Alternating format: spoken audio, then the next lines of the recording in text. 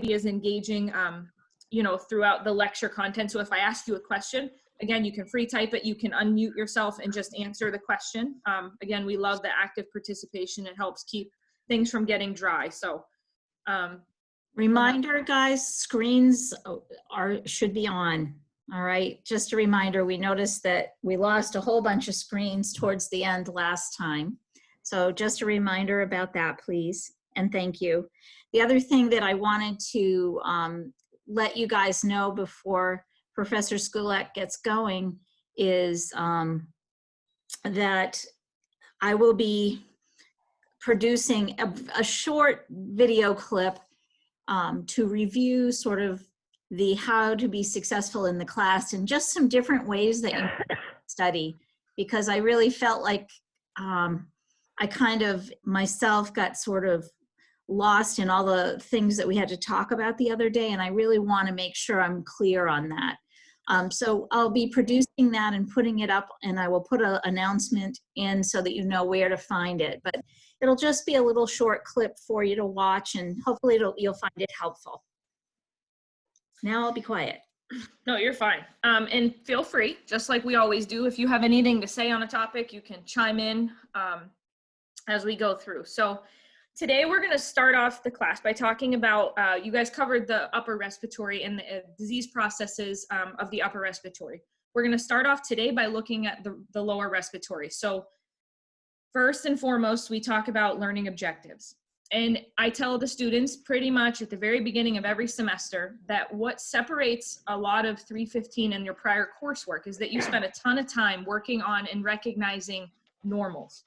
But 315, as it's a chronic disease focused, we learn about all the abnormalities. So it's important for you guys, I feel like, honestly, that first bullet point, to be able to discriminate between normal and abnormal. That's why you spend so much time doing that. And we're going to talk about all the abnormals as we move forward. So I'm not going to bore you going through each one of these learning objectives, but that's just my little bit that I tend to focus on when we move forward throughout this semester.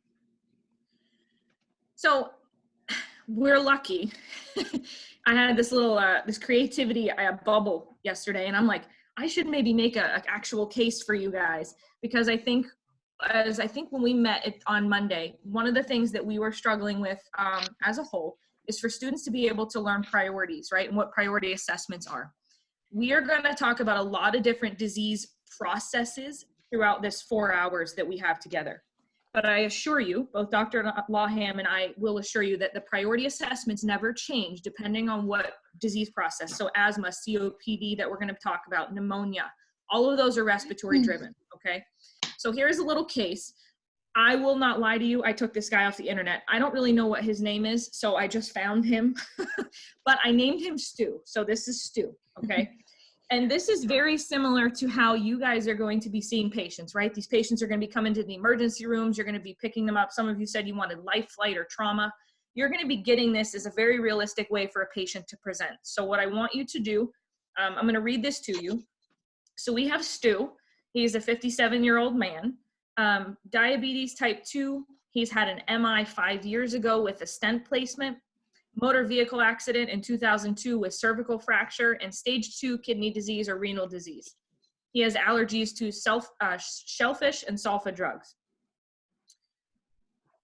So your scenario, which I think is very realistic for you guys, is he arrived to the emergency room after being sent to the hospital from his primary care doc, right, from his PCP.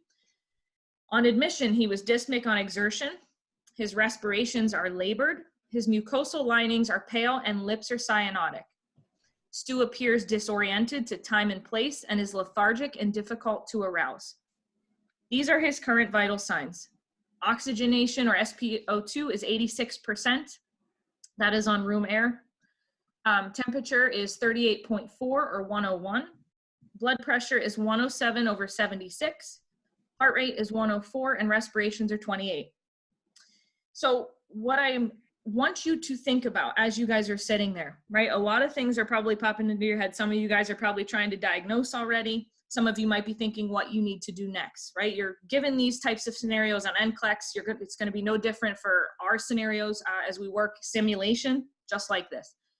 So in your head, and you guys can free text it in the chat box if Dr. Laham wants to look at that, or you can unmute yourself and say, what are some of the priorities for you? What are some things, if this was your patient in the ER that you received, what would you be doing for this patient? And then kind of give me a rationale as to why. Can we just say it out loud too? You can. Yep. So definitely get a doc or get their HPC or whoever's looking after them to get oxygen. Okay, so I got a couple things from John and Andrew. Thank you. So it seems like everybody is focused on, we have place the patient on a monitor, elevate the head of the bed, administer O2, sit them up to improve their breathing. And as Rebecca was saying, you want to administer O2 also. Becca, right? Or Rebecca? Yeah, Becca's fine. Okay. So everybody's jumping to respiratory, right? Not only because that's what we're talking about, that's the whole crux of today's lecture, but why are you guys saying that? What is giving you the clue that we need to address respiratory? His O2 stat. Okay, so we're immediately looking at that, right? So Leah also said the O2 stat is 86%. So if I ask you then, yep, John is saying cyanosis, which is a sign of that low oxygenation, right? So that's all good. What do you guys make about his temperature, his BP? Because in your head, you probably also ran through those. But why is everybody fixated on SpO2? Because if he can't breathe, he'll die. Okay, where are you getting that from? Yep, everybody's writing it, right? Your ABCs. We hammer that into your head, ABCs. Now, what about the disorientation? Right, in the lethargy, because some of you might go, well, that could be neuro-related, right? How many of you had that thought? You can shake your head, right? It's an important assessment. But what makes the priority in this scenario, right? Because we're going to be talking a lot about priority assessments, and you guys have already said it, your ABCs. If you're not thinking about airway, breathing, and circulation, right? Because sure, maybe we want to know if he has urine output. Maybe we want to know, what his cap refill is. But if you're looking at priority assessments, your ABCs trump everything. I know that seems easy, but believe it or not, as we move into the further lectures, you're going to get a lot more compounding things. But keep that in the forefront, because you guys are correct. Yes, your heart rate's elevated, right? That's no good. You have a temperature. We don't have a diagnosis on this gentleman. We have no idea what's going on. Right? All we know is with the information in front of us, what becomes the priority for us as nurses. And 100%, all of you guys nailed it, is your oxygenation and tissue perfusion. Without those two things, right, everything else can't function normally. I want you to sort of keep that in the back of your mind as we move forward. there we go. Okay. I'm not going to play this little video. It chews up quite a bit of our time, but I will ask you that if you have a spare minute today or tomorrow, to look at this, because it's important to understand what healthy oxygenation or healthy gas exchange looks like in normal lungs. Because as I just said, from those learning objectives, that PowerPoint, everything that we talk about will be because something is abnormal, okay? So you need to know what normal looks like. So what happens, you guys also can, just type it in, or you can speak it. But what does normal gas exchange look like? If you had to tell your patient this, right? Sum it up in one sentence. What occurs? You breathe in, and okay, your oxygen and your carbon dioxide switch, and then you breathe out. Okay. Where does that switch occur? In the little bubbles at the end. Right? And what are those little bubbles called? And that's important because, again, the disease processes we're about to talk about are affected because those little bubbles, I call them a bunch of grapes. I don't know why. They look like little grapes to me, right? But what are those called? Alveoli. Yes. Yep. Alveoli sacs, right? That is where the normal healthy gas exchange occurs. Okay. So just keep that in your mind, because we're going to talk about all these things when that goes wrong. Everybody okay so far? Yep. Okay. So this is just a little list. Remember that I said we're going to talk about a lot of different disease states.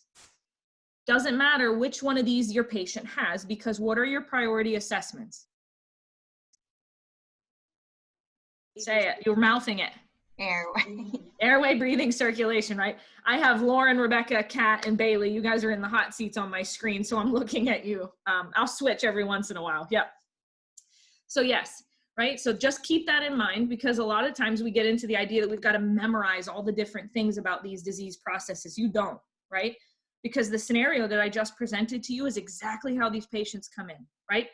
Vital signs are off. They're having a lot of respiratory issues, but we don't necessarily know a diagnosis yet. All we know is our priority assessments as nurses and our interventions, okay? So we are going to talk about a lot of fun stuff here in a minute. So one of the first things that I think you guys need to be familiar with is this word atelectasis, okay? And this occurs for a lot of different reasons. But if I had to sum it up for you in one sentence, right? It's a total or partial collapse of your lung tissue with a loss of volume. Again, trauma can do that, right? You can have different disease processes. We're going to talk about pneumonia. That can cause this, infection.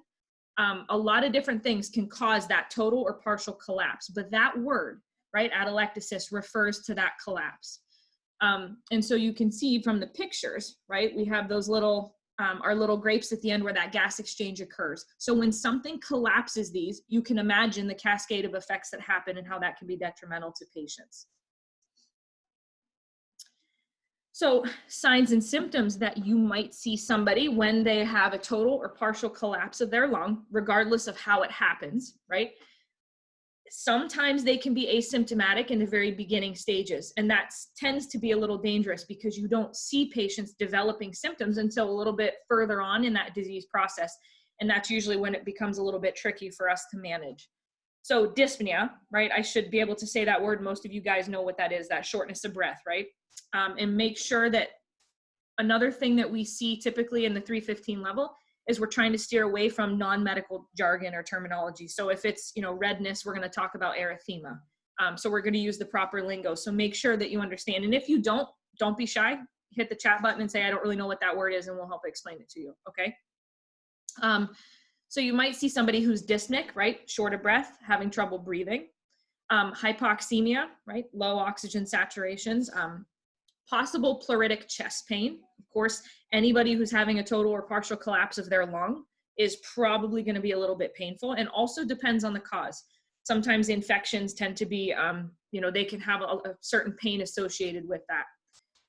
When you do a good comprehensive respiratory assessment, right, when you are physically listening or auscultating, you can hear decreased breath sounds and crackles over the areas that are actually collapsed, and they're not going to have that good gas exchange. Some patients that become at risk for us, and you see this, and when you guys move into the clinical setting, when you do your VSIMs, your virtual experiences, this is a huge problem. Post-operative patients are at a crazy risk.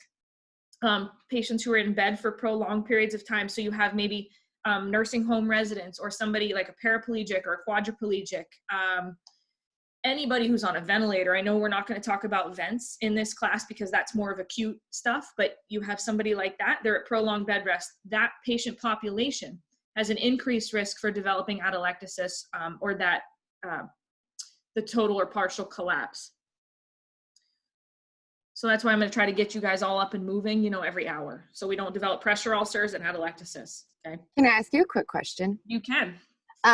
In terms of the post-op patient, is that because they're at a higher risk for infection, or would that have something to do with like any painkillers they might have that are depressing their respiratory? That's an excellent question. We're going to talk a little bit about that here. Perfect. No, you're talking about the pain, the management, and that's a good one. So anybody who's in prolonged bed rest, again, you can say that it's a surgical patient. You can say that somebody on a ventilator, maybe in the rehab setting, wherever. Think about anybody who's bedbound. When they're getting up and they're moving, just like our blood flow, we're moving that fluid and we're shifting. You guys will talk about pneumonia, but one of the dangers of pneumonia, right, is when we get fluid collection. When fluid collects, where does it tend to collect, right?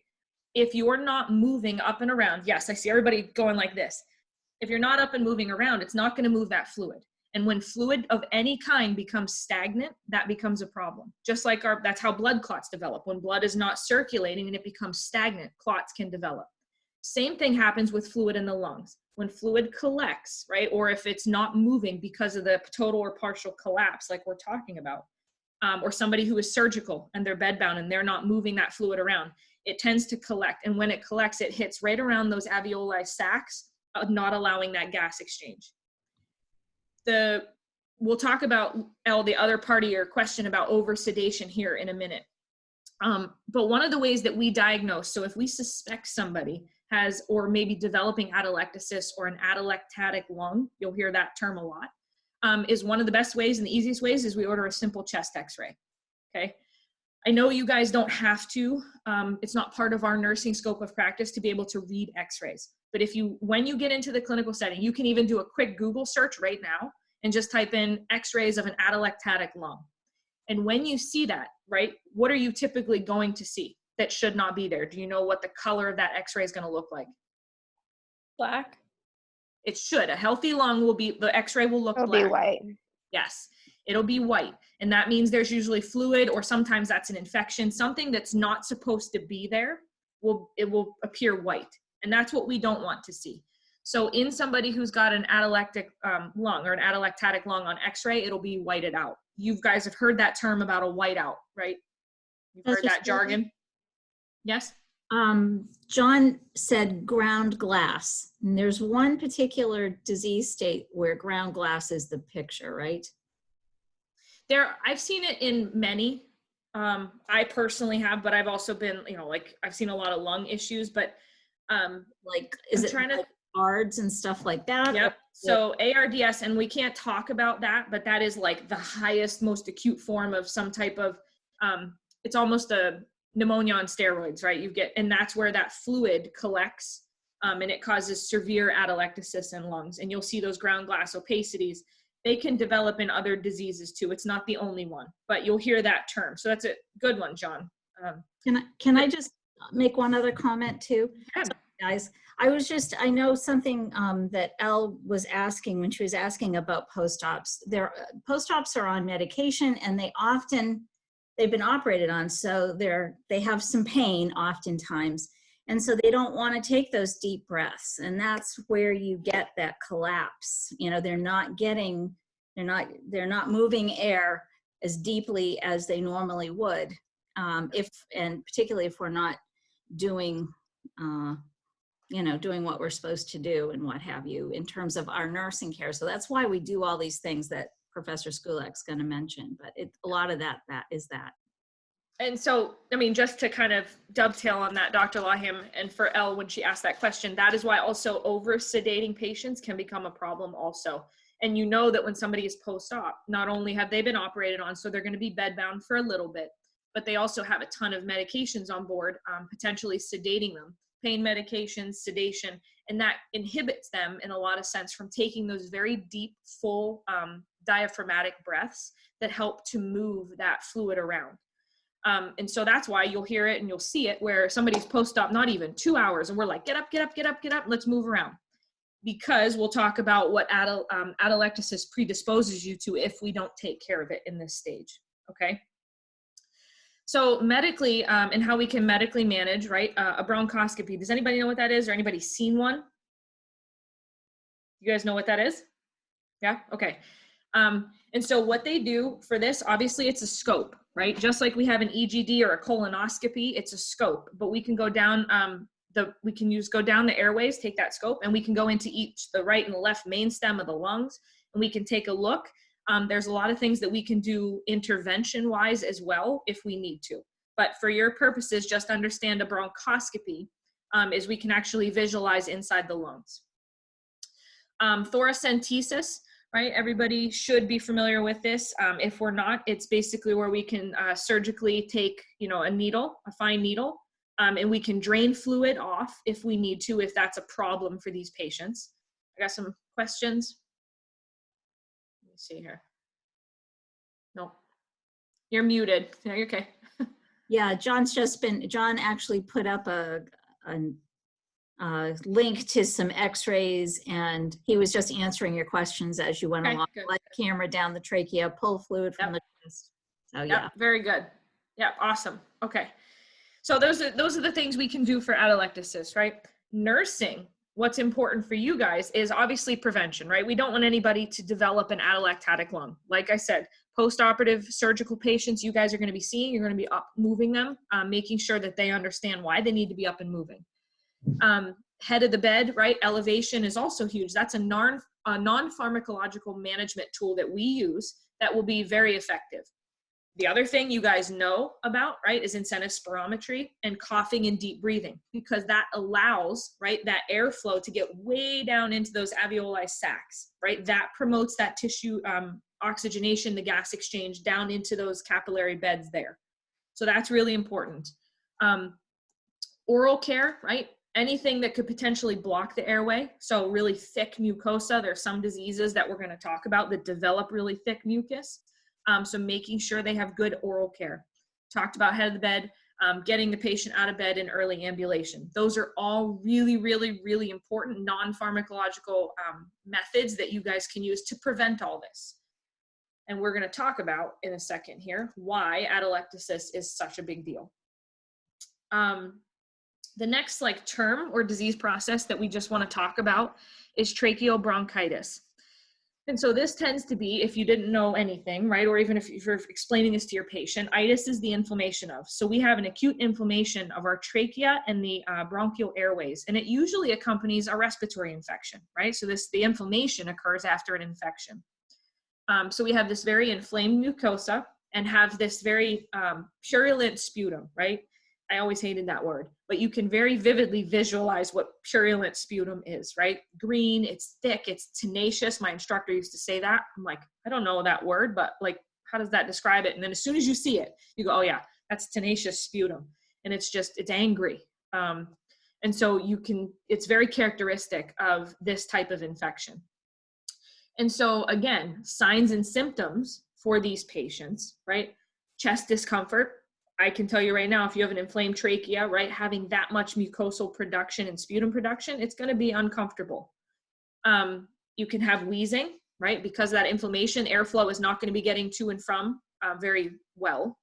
Shortness of breath, right? Dyspnea, a cough, and these patients also might be febrile. So even thinking back to Stu there, he could be also running this diagnosis as well. So we just simply don't know. But nothing changes about your priority assessments and the interventions that we talked about. Okay. So how we diagnose this, right, is usually there's a causative organism. Usually there's some type of organism that's caused this upper respiratory infection that's now inflamed our upper airway. And so a sputum culture usually has to be sent because the medical management, as we're talking about, how we manage that disease process and how we get rid of that causative agent is by knowing what organism caused it. And we're going to talk a little bit about antibiotics. I know you guys haven't had them in pharm yet, and there's a slew of them, okay? A whole ton of antibiotics that I can't possibly, even in 4 hours, teach you all these different types of antibiotics.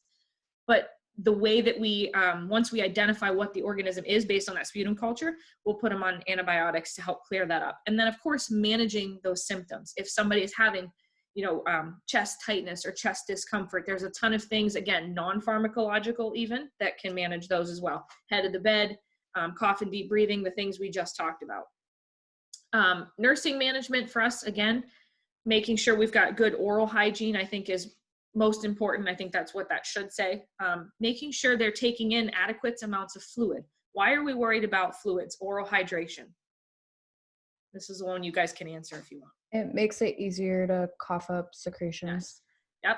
Right. So it makes it easier to cough up and thin the secretions out. So that's good. We want to encourage that drinking as well. And then again, coughing and deep breathing, making sure we're getting that really good lung expansion and having that oxygenation occur. Do I see a chat? Yep. Good. All right. So pleurisy is another term. Like I said, we're going to hit all these little different disease processes. Nothing should change. I hope that makes sense. You guys are just seeing different terminology. Okay. So pleurisy is inflammation of the very thin layer inside the lungs and the chest wall. It's like a protective coating, right? It keeps the lungs protected. And there can be an inflammation of that. And that's what we call pleurisy. It's very common. I can't even remember the statistic on it. It's a very common thing for somebody to experience. It can be a result from cancer, autoimmune diseases, infection, or injury. A lot of the things we're going to talk about today in this beginning part of this lecture are infection-based. So it's not uncommon for you to also see a case of pleurisy following the initial diagnosis. Okay. Most of the time, to make this diagnosis, it's usually done by chest x-ray. You can also get lab results. What kind of labs do you think might be elevated if we're looking? Because that's pretty vague just to say lab tests, and your brain's going, which one? Wait, blood cell count? Yes, right? Your white blood cell count is going to be elevated because it's an infection or inflammation, okay? So that might be one that we see on top of the diagnostic chest x-ray that we get, right? Because your white blood cell count could be elevated for a number of things. But then you look at the diagnostic, the chest x-ray, and also the patient's accompanying symptoms, and that should help make the diagnosis for you. Some of the signs and symptoms, if you can imagine putting yourself into, let's say, Stu's shoes there in the very beginning, right? You have somebody who's got inflammation in that very thin lining of the lungs. This is going to be very tender. Their chest, right, specifically, might be all over, more of a globalized pain. It could be right or left, depending on where the infection is, but they're going to have a chest tenderness. Anytime they cough, right, it's going to be painful. One of the things that I just have to make a little plug for, and we'll talk about it when we move into cardiac, is when somebody is saying that they're in pain, what do you guys normally say right after that? Scale. A scale, right? Scale of 1 to 10, tell me how bad it is. But one of the things I want to challenge you guys to do is to get into the habit of asking the descriptor questions. I always say pain it's a very good indicator, right? It tells us a lot, but you have to be sort of like a detective with it. You have to be very investigative. You have to ask questions like, describe it to me. And if you don't have somebody who quite knows, I usually give them a vocabulary bank, right? How many of you guys have charted in like Cerner or Epic so far? Yeah? Familiar with it, sort of? If you're not, usually when you hit the patient is having pain and you hit yes, it drops down menu of like 1,200 different descriptors. Is it stabbing? Is it gnawing? Is it aching? Is it dull? How many of you guys have been to like a PCP or something and they ask you those questions, right? Finding those investigative questions helps us because you're going to learn, and I'm not going to spoil the cardiac lecture, but anytime somebody's having chest pain, look at how many of these diseases so far say that they have pain in the chest.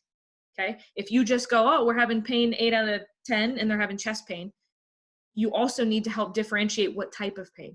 So get into the habit of asking the follow-up questions of, what makes it better? What makes it worse? You've all had health assessment. I shouldn't have to redo this for you, but ask those questions because all these diseases that you're about to learn about they'll all have that chest pain because it's central, right? Your heart and your lungs are right next to one another. So you just need to get into the habit of asking those questions. And treatment for pleurisy, clearly we treat the underlying cause. So if there's an injury, right, we've got to treat that injury, that initial injury. If we have an infection, we need to treat the underlying infection, and this should resolve. Pain medications can be given, again, different types, right? We've got opioids, we could do Tylenol. I mean, it just depends, but we have pain medications that can help if the pain is not bearable. And then also chest splinting, right? Pillow on the chest to help them aid when they have to cough. So that's a non-pharmacological management that we can use. Is everyone still with me? Yes? Okay. Dr. Laham, I'm all set? No questions?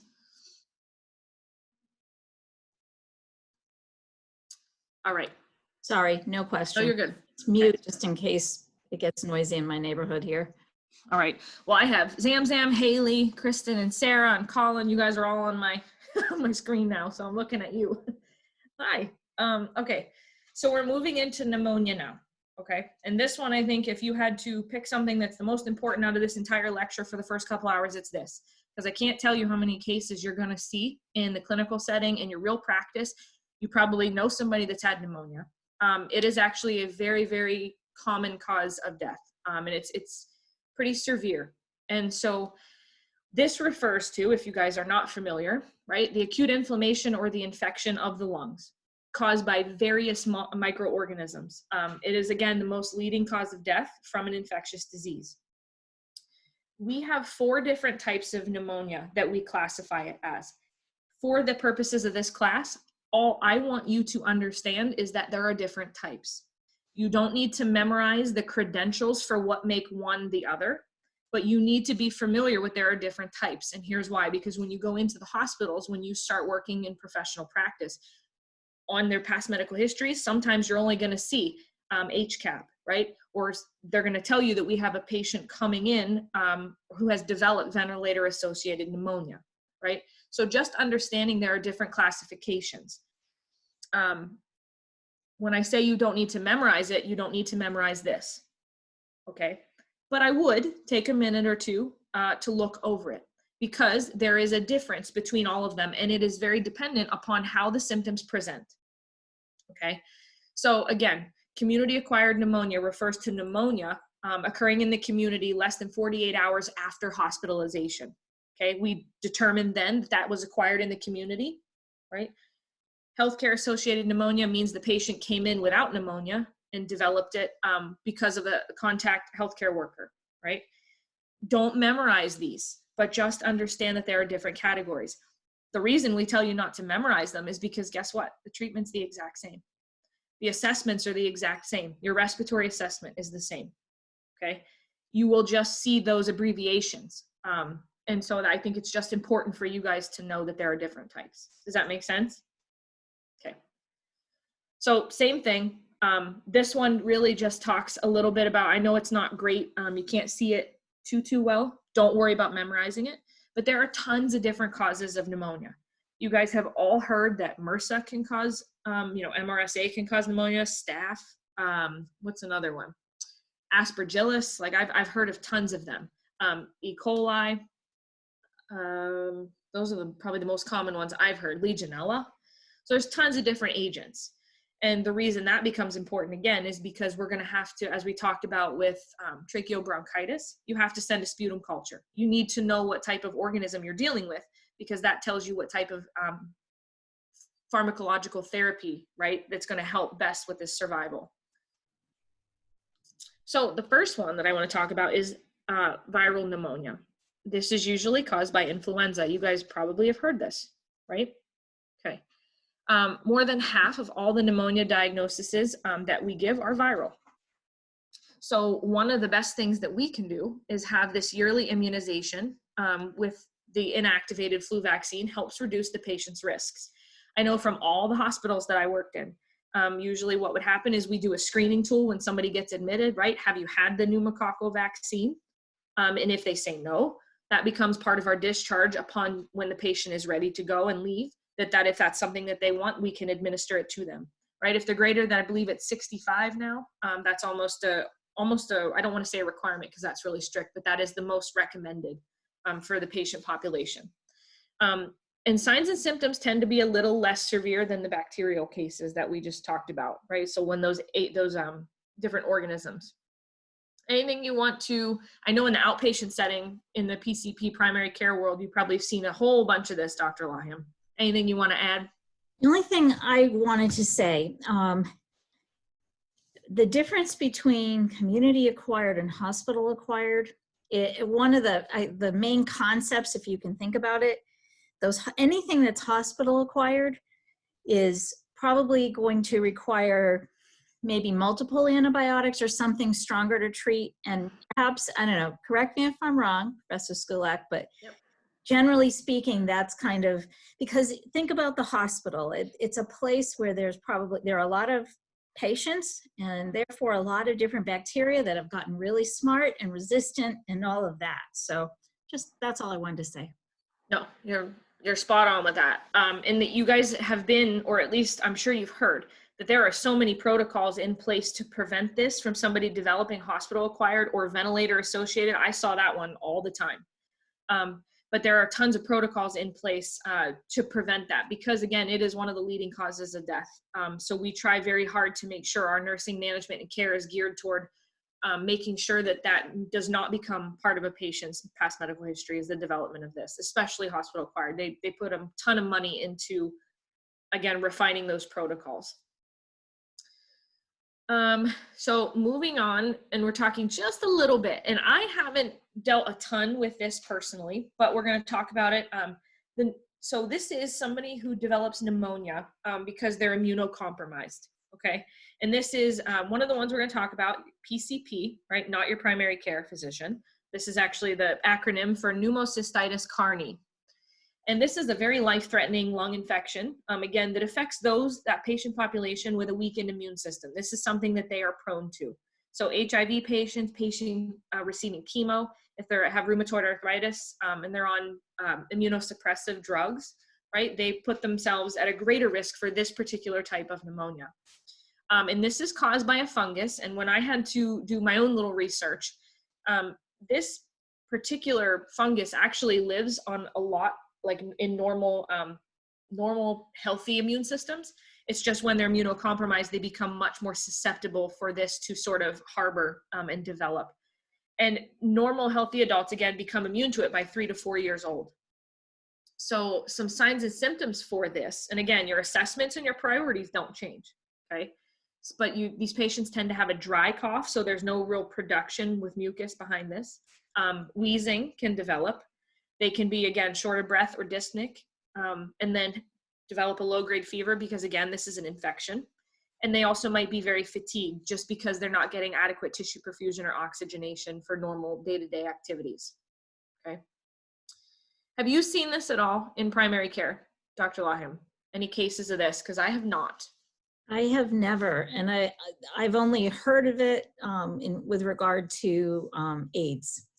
It is actually one of the AIDS-defining illnesses. In other words, if somebody comes in and this diagnosis is made, it's one of the diagnoses that basically confirm that HIV has progressed to AIDS. And we'll talk a little bit more about this when we talk about HIV. Everybody okay so far? Yep. Okay, I'm switching. I'm looking at Gwen, Russ, John. I got you guys on now. All right. All right. So this one, I've got some good stories. I hope you guys like stories. So aspiration pneumonia. This one is a complication of pulmonary aspiration. I'm sorry, what? Somebody popped up a question before you go Sure. on. Yep. Let me see. Zamzam asked, are we going to talk about COVID-19 at all just because of the similarities to pneumonia? So I don't have that in this lecture. We have a lot to get through with the other lower respiratory. Maybe in the future I should consider that, but I don't think right now we're going to cover that too much. Thank you. You're welcome.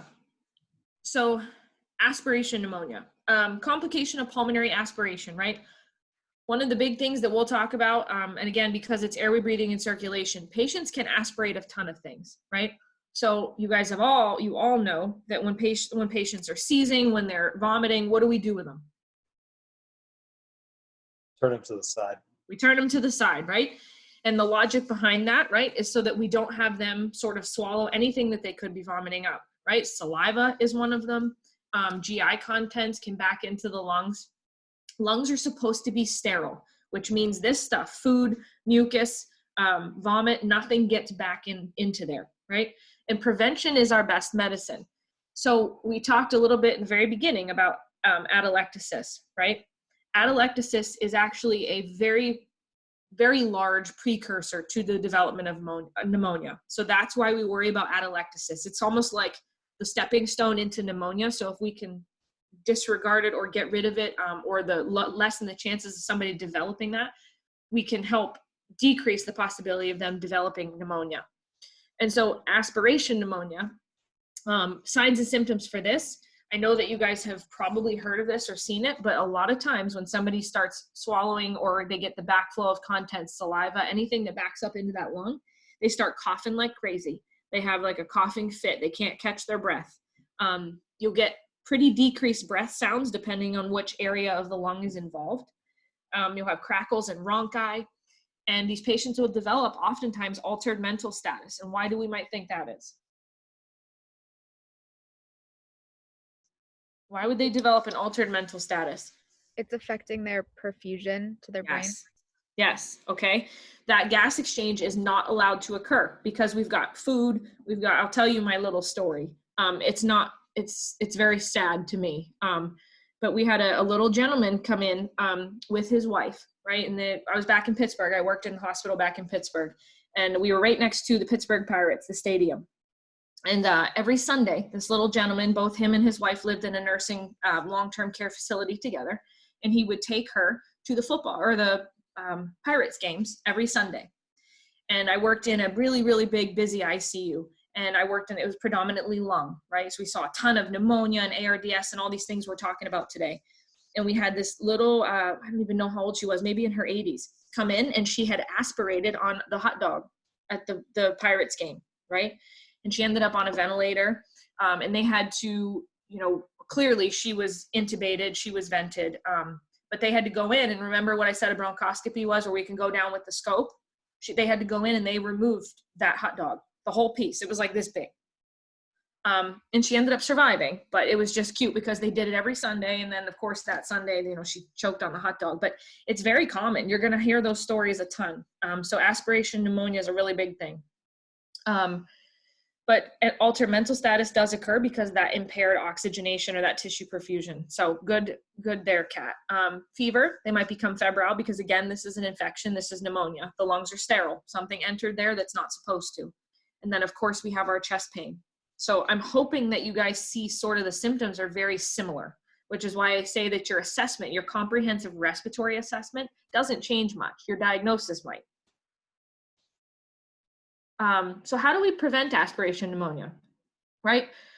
Clearly, I gave you the case of the hot dog, and that one's a little extreme. But aspiration pneumonia, we're going to talk about a lot of different disease processes. We're not going to today, but neurological issues. So again, seizure disorders. You can have traumatic events. We can have somebody who has difficulty swallowing, right? Like post-strokes, when their ability to swallow is affected. How do you think that we prevent somebody from aspirating in the hospital? Doesn't matter what age, because a lot of times people associate aspiration pneumonia with the elderly. But what do you think are some? I'm sorry, go ahead. I'm sorry. Consult with a speech pathologist or dietitian. Okay, so if they're having, if these patients are known to have difficulty swallowing, right? And you'll get this ton as a nurse. The family will come in and go, can my uncle or my dad have a soda? And if they are, having a difficulty swallowing, if you give them thin liquids like that, they are going to be more at risk for developing or swallowing them into the spaces they're not supposed to. And that puts them at risk. What else? So good, John. What else? Just sitting them up. Oh, sorry. Somebody said sitting them up, right? Is that what I heard? Yeah. Yep. So head of the bed comes up always. You and I both know, I couldn't do it. I couldn't swallow anything laying down. I'd probably choke. I do usually. So you want to make sure even these patients are head of the bed up, right? 30 to 45 degrees at best. What else? Thicken liquids or food. Thicken liquids if they're having trouble, right? If they're having a known problem swallowing, right? You don't just want to give thick liquids to anybody, but if they are, if you do like a swallow eval yourself, I usually think it's always good practice when you admit a patient just to have them take little sips of water and see how they do, right? The first thing you'll notice if they're not good with swallowing is they're going to cough their head off. They're just going to go coughing fit like crazy.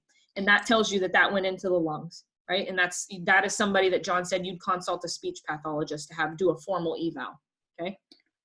Make sure that they chew and swallow thoroughly. And yes, right? Keep chewing, right? Make sure they take their time. I had a couple elderly patients in my time practicing in the ICU where they would pocket their food. Right? They would chew it and then they would store it in the sides of their cheeks unknowingly. And then they would take another bite and then swallow that. And then they would end up choking and some of that would aspirate. Okay, good. Everybody's thinking about food, but what about secretions? We're just talking about pneumonia and tracheobronchitis. And we have really thick sputum. So suctioning? Yes, right? Good oral care, right? Suctioning, even offering the patients, I know that you guys have seen those blue tip catheters. We used to call them Yankar catheters or suction devices, right? If patients are able to, you can leave that at the bedside for them, and that way they feel that they can suction themselves if they need to, right? But promoting that, that's all good. Right, very good. Anything else? Oh, I got chats. Ooh, yes. So Leah had said chest physiotherapy. Very good. How many of you guys have seen percussion or heard about manual percussion?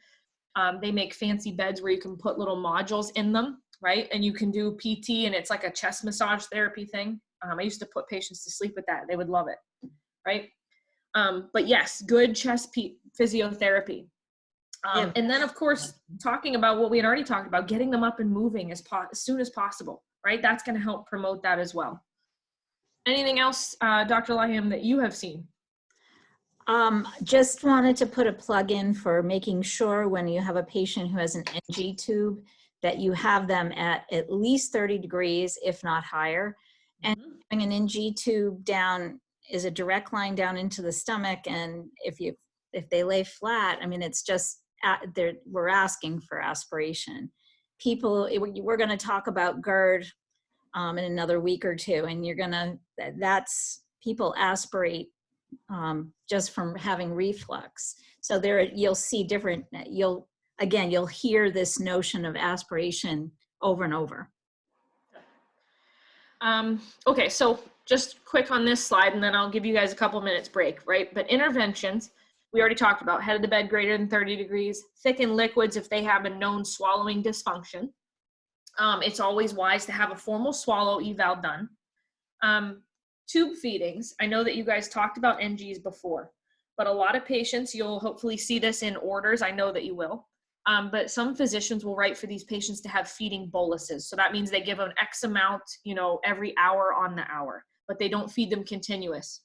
Sometimes that can be a bit of a problem because a large amount of volume is going into their stomach, right? And if they have maybe nausea and vomiting, say they're post-op, right? And they're on pain medications that can make us sick. Sometimes that really large drop of tube feeding foods can actually, upset the stomach and then they vomit. So that's what we mean by when we say avoid food boluses for high-risk patients, because that could put them at risk for developing aspiration pneumonia. And then again, as Dr. Laham was saying about your NG tubes, that if these patients are receiving tube feeds, you have to make sure that you're continuously checking that residual. It's not uncommon for you to, when you're checking residual, pull out a large volume of food. And again, all that food sitting in somebody's stomach, especially the liquid stuff that we feed these patients, can make them very nauseous. And then when they vomit, there's a real good chance that they develop aspiration pneumonia. Okay. Any questions on that? I feel like you guys are pretty comfortable with aspiration pneumonia, right? Okay. Let's see. I'll go through. I feel like I don't need to spend a ton of time on this, and then we'll finish this, and then I'll let you take a couple minutes break. But just some other symptoms, again, from pneumonia, because it is an infection, right? We could have potentially high fevers or chills. Skin can become clammy. We can have that cyanosis or that blue hue because, again, we're not getting good perfusion. We can be fatigued more than usual, again, because that oxygenation is not occurring. Cough, we can have accompanying with or without sputum, so it's not going to be uncommon for you to have to collect a sputum culture to figure out maybe what agent is causing this. Chest pain. The other thing that I want to say is because somebody might be coughing and coughing and coughing, right? What's going to happen to the inside of that lining of the airway? Raw. Who said raw? That's a good word, right? It's going to become just raw, right? And so what often happens, do not be surprised if you have some blood that comes up with that, okay? And that's hemoptysis that we're talking about. But that is not uncommon for somebody who's having a very large or abnormal amount of coughing spells or fits. It doesn't even matter if it's pneumonia or not, right? But just don't be freaked out if that's something that you see because it is common. Because this is an infection, right, pneumonia, it's also not uncommon for you to see a lower blood pressure than normal. And that's because of the infection, okay? You can have a high heart rate because your heart is trying to compensate or overcompensate, so that can be elevated. Headaches, mood swings, loss of appetite. We talked about the importance of nutrition, but sometimes these patients just don't want to eat. And so again, nausea and vomiting can also be with that. Any questions on pneumonia or up to this point before I let you take a couple-minute break? Everybody okay? I have a quick question, just in terms of the cyanosis. Would that be a sign that it's, I don't want to say more of a dire situation, but the pneumonia is further along? So it is a good indicator sometimes of the severity of the pneumonia. I mean, I don't want to say that one type is worse than the other. Right. But if somebody is cyanotic, that is telling you that there is absolutely there's less tissue perfusion that's occurring. And you know the cascade of events there, that if you're not getting good tissue perfusion, Neither are your kidneys, neither is your heart, right? Your heart is pumping and circulating the blood with the oxygenated blood. So that does tell you that we need to address it. That is usually not a good sign. I don't want to say it's indicative of if it's getting better or worse. It's just usually never good. So if you see somebody who is cyanotic, that immediately should tell you that oxygenation is an issue. Okay. All right. Everybody want to take a couple minutes? 1:52. How about 2 o'clock? Yeah. 2:02, maybe, if you want to go 10.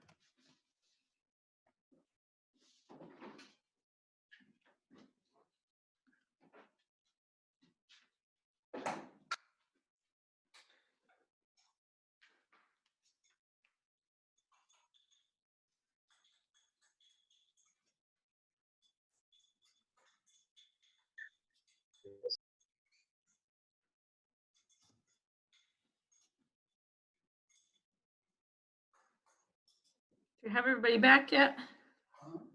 I'm talking to them.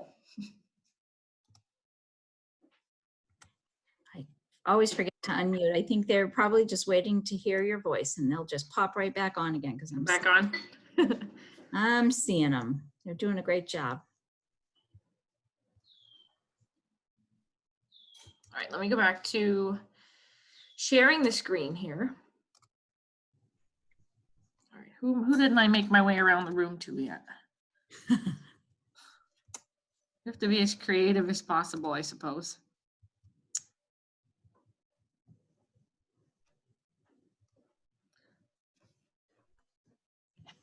All right. Do I have everyone? Looks like it. I think so. Yes, pretty close. Okay. The others will pop back in. Yep. So we'll go ahead and we'll keep moving, just because, like I said, we've got a ton of stuff. So I'm not going to really go through each one of these individually. I think we've sort of covered this for a lot of the other slides. We talked about some of the clinical manifestations.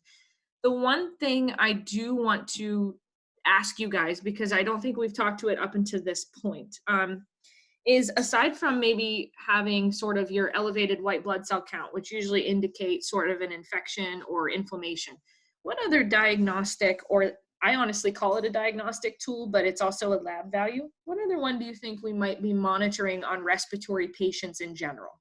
Not even pneumonia cases, but you do see it a ton with pneumonia. Arterial blood gas. Yes, your arterial blood gas. Okay, your ABGs. I encourage you to make sure that you're familiar with normal ranges of pH, your bicarb or your HCO3, right? And your PaO2, right? Those are, and your CO2. Those are just important to know what is a normal range or an abnormal range. And we do have another slide, I think later in the lecture about that.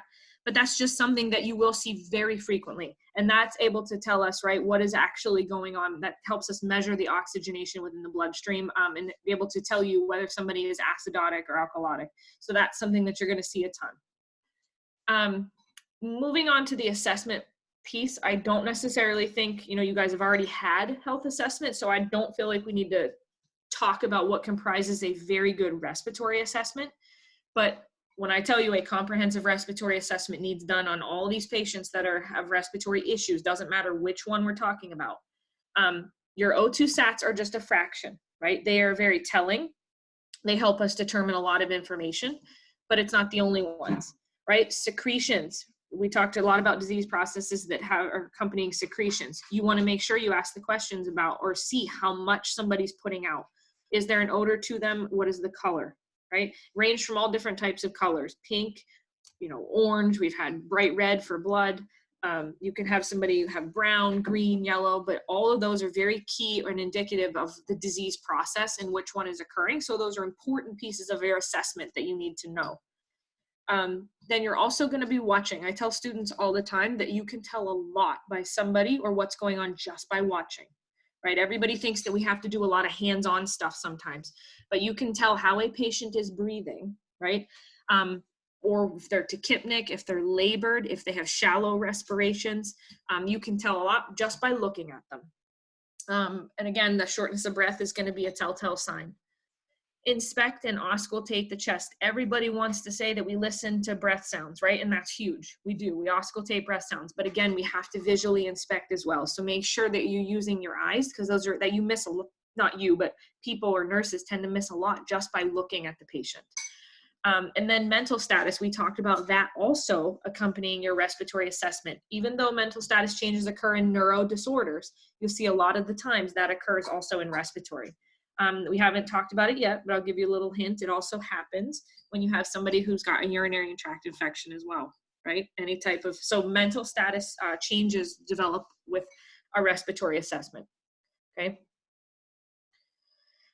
So interventions, things that we can do, nursing interventions. And it's important for me to tell you, just because as you guys are learning, I also am as well, Dr. Lawham, every cohort we learn something different, how to better teach.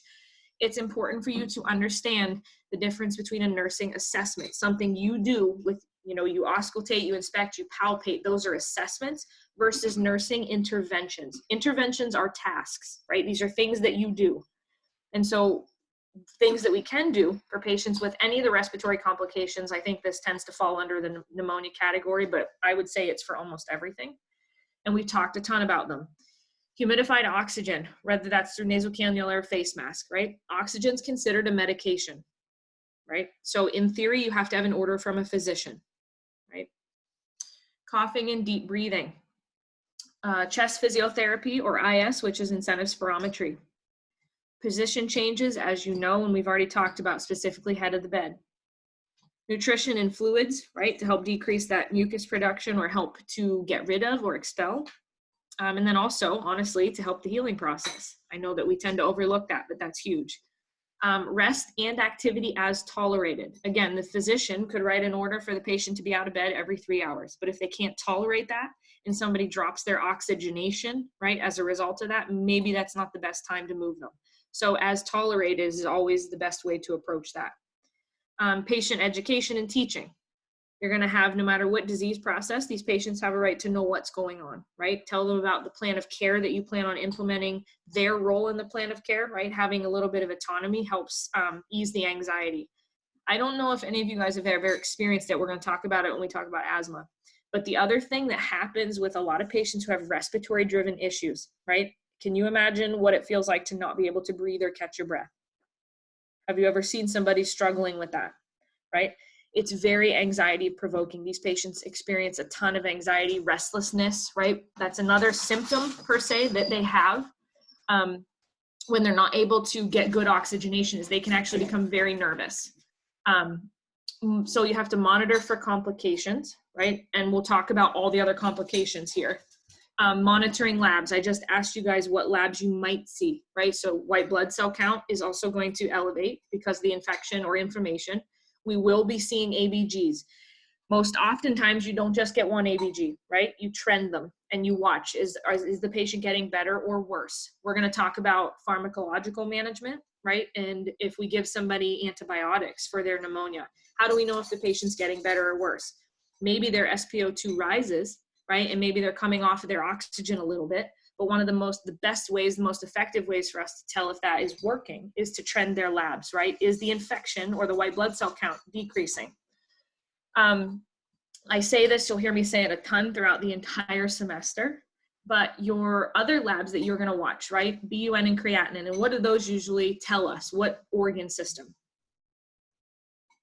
Renal. Renal, yes, your BUN and creatinine. And I always make the comparison that your renal function or your kidneys are very much like picky teenagers, okay?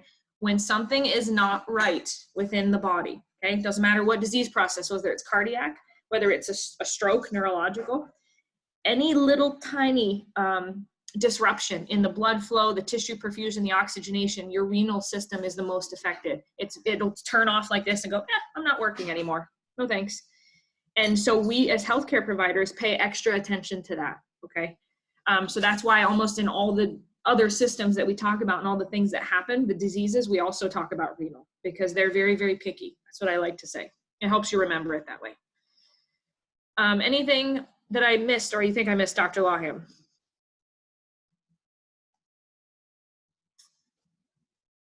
Is she there? I might unmute. Oh. All I was going to say is when you guys are educating patients, just like with you folks, when we're teaching we like to give you or talk about why something they need to do something or why you need to know this or whatever, that why piece. And I have found over the years, and I think, most nurses will engage that with their patients, because if they know why this is important, they can kind of understand it. If they don't know why and it hurts to do it, they will be less apt to want to do it. So just my 2 cents. Nope, it's perfect. Makes perfect sense. Okay, so we're going to switch gears a little bit and still under nursing interventions and things that we do. I want to talk about IV infusions because we will talk about a pretty significant amount of time will be spent on the antibiotics and the treatment regimen. Most often when you have pneumonia, they need to be treated with antibiotics of some type. So it's important for you guys. I know that you all know the 5 rights of medication, right? And you're going to do that before every medication pass that you have, no matter what type of medication it is. But there are some little things, little tricks of the trade that we want to pass along, especially when you're talking about IV infusions. First and foremost is what? What do you need to make sure is present before you can administer any IV infusion? An IV. Yeah, you need to make sure they have a good IV, right? So that's usually, I tell students, do that when you first walk in, you start assessing your patients because you never know what you're going to have to give them, right? So make sure they've got a good functioning IV. You're going to check that site daily, right? Make sure there's no phlebitis or irritation. And how would you know that, right? You're going to see redness along the vein, right? Sometimes it'll be palpable, okay? You'll have a very inflamed vessel, and that will indicate irritation. You'll see a lot of nurses flush the IV a little bit. We're making sure that it's not only patent, but it is in the vessel. It's appropriate. You want to make sure that with most drugs, most antibiotics, right, it's always best practice. Again, it's not always going to happen, but it's best practice to make sure you do not add or mix with another drug. So sometimes you run into that weird case where you only have one patient. Maybe it's an elderly woman and she's got very bad vasculature and they can only get one IV. Okay.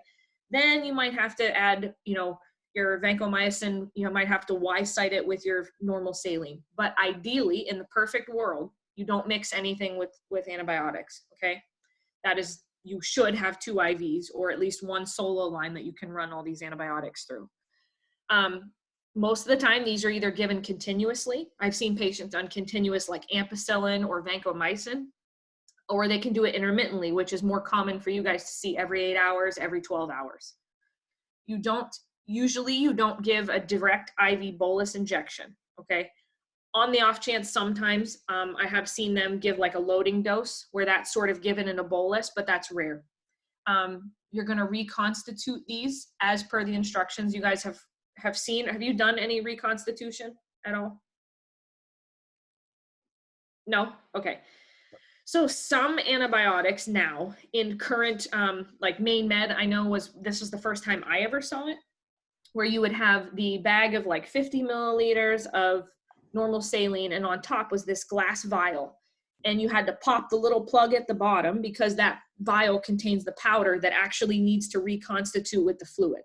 Okay, so they don't always come pre-mixed. Sometimes they do. Some pharmacists already have it ready to go for you. All you have to do is check it, cross-check it, and give it to the patient. But you want to reconstitute some of these medications. So make sure you're looking over your bags when you have to administer. And that's where I think bullet 4 is reconstituting powder forms. You want to make sure you're reading the directions, because sometimes when you shake it, guess what? Bubbles come. And bubbles are no good for IV lines. They're like the enemy, and it'll drive you nuts. So sometimes you have to gently tap. It just depends on the actual drug. So make sure you're looking at the drug that you're giving and reading the instructions. Can I just ask them really quick? So Yeah. none of you guys reconstituted in Skills Lab. Is that correct? Okay. Because usually that happens in Skills Lab when you do IV meds and stuff. So I'm writing that down so that we make sure we give you that experience.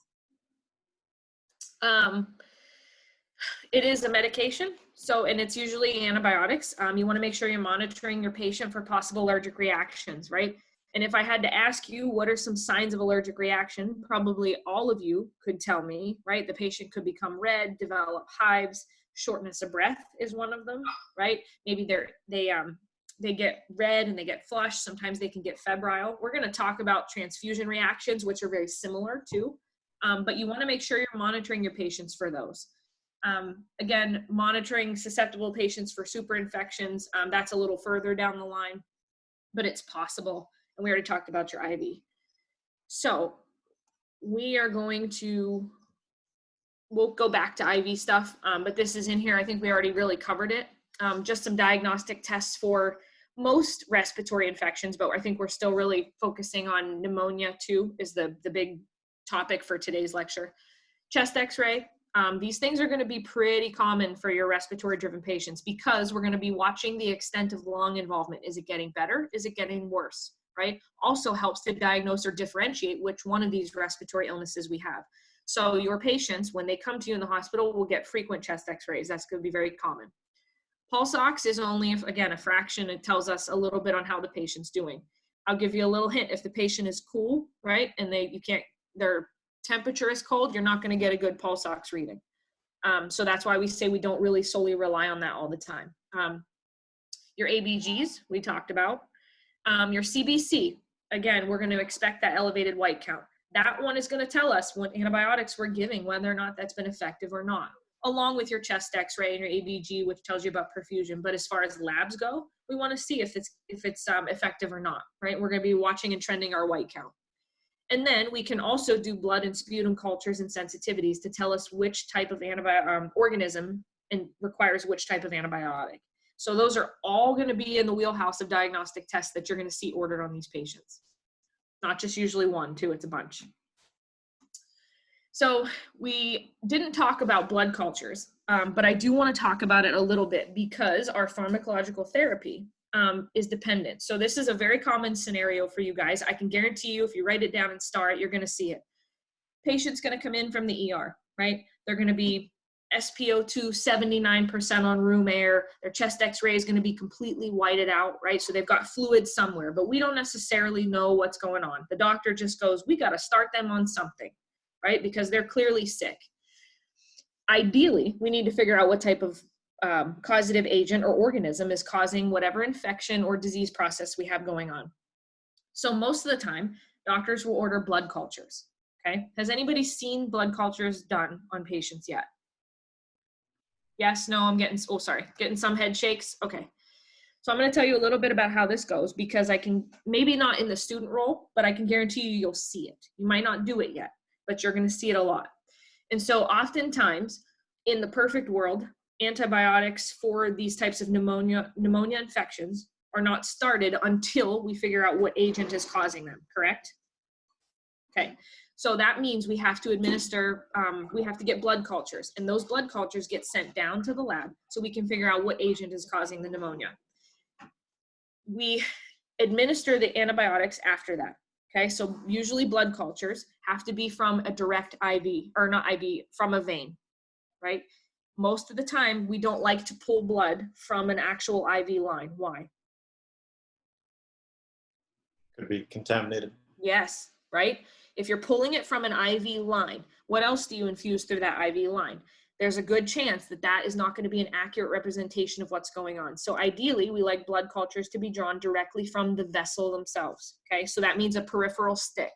That's why I say in the student role, you might not get to do it, but I can guarantee you're going to see either the phlebotomist or the lab tech come up and do them. If you can, watch it, okay? And they usually take two 2 vials, 2 big, like 5 millimeter to 10 millimeters of blood go in each vial. Do you know why we do 2?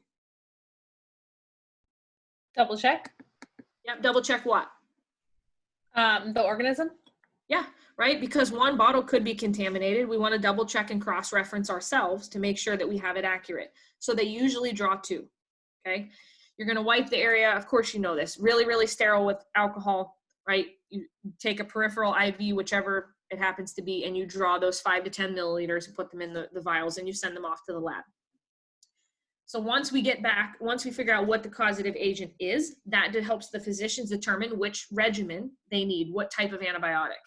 So for this class, because everybody loves medications, they always want to know which ones should we know, right? They want to know what antibiotics. And you're going to learn about many of them, okay? And we're going to talk about 1 or 2 in particular that I think is important, but what do you think is going to be important for you guys to know about antibiotics? What do you think? Side effects, adverse reactions. Okay, side effects, adverse reactions, sure. Patient education, that's the big thing, okay? Was somebody saying that? Did they type it up in the chat box? We've got allergies. Evan said, Absolutely, yes, right? That's part of your 5 rights of medication, knowing and asking allergies, because you're all gonna see it. You saw it on Stu's little past medical that he was allergic to sulfa drugs, okay? So if they order an antibiotic for him, they determine he's got pneumonia, and you don't know if it has sulfa in it, who can you ask? Pharmacist. Yeah, use your resources, right? We can certainly ask a pharmacist, but that's stuff that we want to know. Again, appropriate antibiotics are determined once we figure out the agent, once we get the results of blood cultures. It's not going to be uncommon for you to see physicians start patients on a very broad spectrum, right? If I was saying somebody was coming in really sick and they were very obvious that they were having issues breathing, not uncommon for you to see them start them on a broad spectrum. They order the blood cultures, and then once we figure out what agent is causing it, we switch the antibiotic regimen. That happens all the time, okay? It's not going to be uncommon. But in a perfect world, we know exactly what's causing it, and then we start the antibiotics. Professor Yeah. do they do more than one blood culture in order to assess aerobic versus anaerobic bacteria? So they have different color bottles. You know, when you draw the 2 cultures, like I said, one will be, it's usually green and purple or some maroon color. And I forget off the top of my head which one's anaerobic and which one's aerobic. But those are both sent down to the lab. So that's why we draw 2 of them. But oftentimes it's not uncommon for you to repeat blood cultures. So it's not like a one and done deal, right? They'll start them on antibiotics and maybe 24 hours later order another set, right? And we want to see if what we have is in the bloodstream, if it's being effective with the drugs that we're using. So it's also one of those things that you tend to trend, just like when you're drawing labs. Does that make sense? Okay. Some other supportive treatments that we can use for patients. Again, I know we're talking about pharmacological therapy, but fluids, right? IV fluids. That's going to not only help with hydration, that's going to help with, we talked about our renal system, how it gets a little picky, right? We want that good fluid movement to the kidneys, into and out of the lungs, right? Helps loosen those secretions, promotes healing, all that stuff. So fluids, oxygenation for hypoxemia, again, probably going to be on board with these patients. And it depends on the severity of their breathing status, right? If they're severely hypoxic, maybe it's a face mask as opposed to nasal cannula. It's just going to depend on the patient, but just knowing that they are going to be a candidate for oxygen therapy.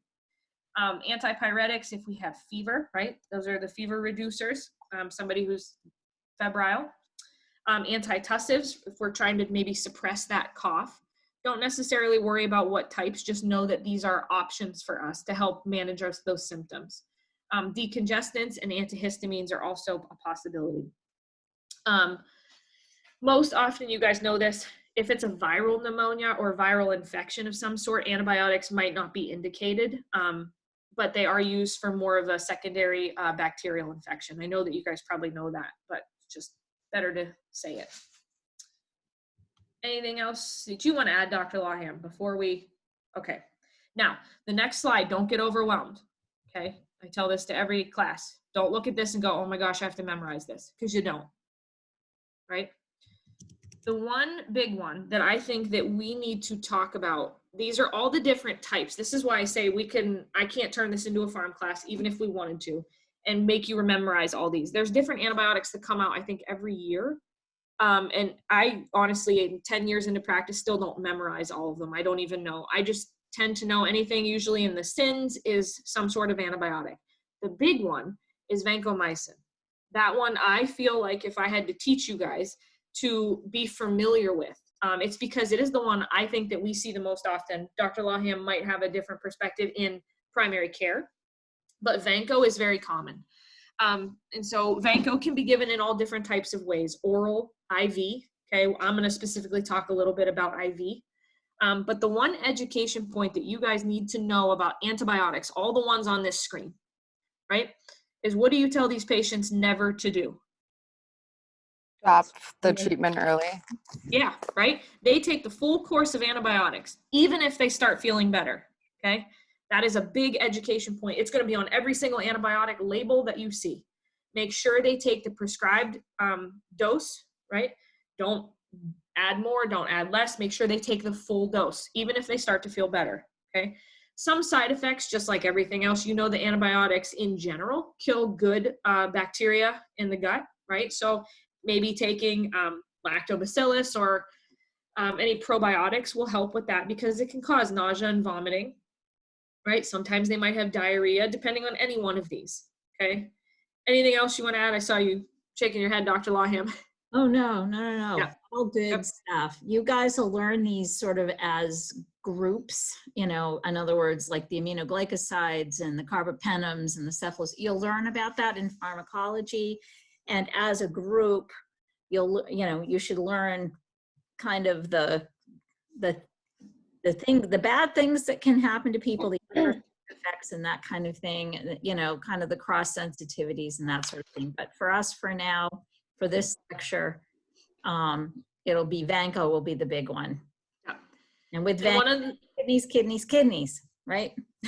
Yes, vanco is very potent. It's potent to your vessels, so you need to make sure you have a good IV, right? It's very vesicant, that's the word. It's very irritating to the vessels. So we like to have a nice, big, juicy, plump IV, meaning it's got good blood return, it's not leaking anywhere, because if this drug in particular gets into any of the tissue, the actual skin tissue, it can actually damage that, be necrotizing and just kill all the skin around it. It's horrifying. So you want to make sure you've got a good IV. The other thing that I've encountered personally, I'm sure Dr. Laham has seen it, is red man syndrome. Have you guys heard this, seen it, heard of it? Okay, this is an adverse reaction. This is something we do not want to happen, as opposed to a side effect where we sort of expect it. It's not ideal, but an adverse reaction is no good. And most oftentimes it is a reaction that these patients develop with this particular drug where their skin just turns beet red. It burns, it itches.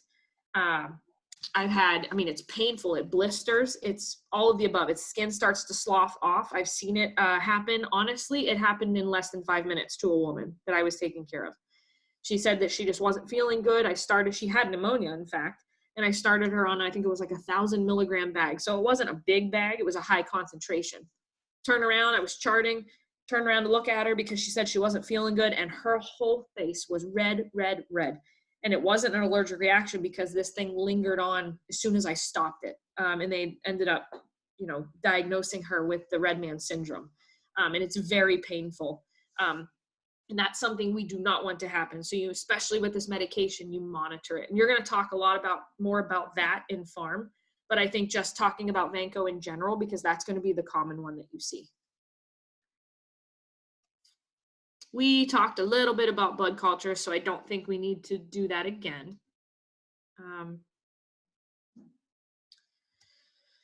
Okay, so prevention. I already talked a little bit about the pneumococcal vaccine for those at risk, over 65, or anybody with a weakened immune system. So we talked about the immunocompromised, anybody who's receiving chemotherapy. Those sorts of patient populations will be at they should be good candidates to have this pneumococcal vaccine. It's going to be part of your discharge when you work in the hospitals. You're going to be asking this question a lot. Good hand hygiene, of course. Early ambulation, like we talked about, because early ambulation helps to minimize the risk of atelectasis. Atelectasis can turn into pneumonia, right? Head of the bed stays elevated, cough and deep breathe. Get all that fluid and shift. Everything needs to be moving around. We like movement. Now, some of this stuff, as far as complications, we can't talk about. It pains me because I really love to talk about sepsis and septic shock, right? But you're going to learn about that, I promise, in 456, okay? So that's more of the acute stuff. But complications of pneumonia, if not treated or treated effectively, if we don't catch it early, that infection can then spread or generalize, and that's what we call septic shock, right? It's a full body inflammation or infection. Respiratory failure can result. We can have a pleural effusion where we've got sort of pockets of fluid that become infected, and those are very, very debilitating to patients. An empyema is also sort of a pocket of pus or an infection, or delirium, which can, again, be a lot of the mental status changes that we don't expect or we don't want to develop in our patients.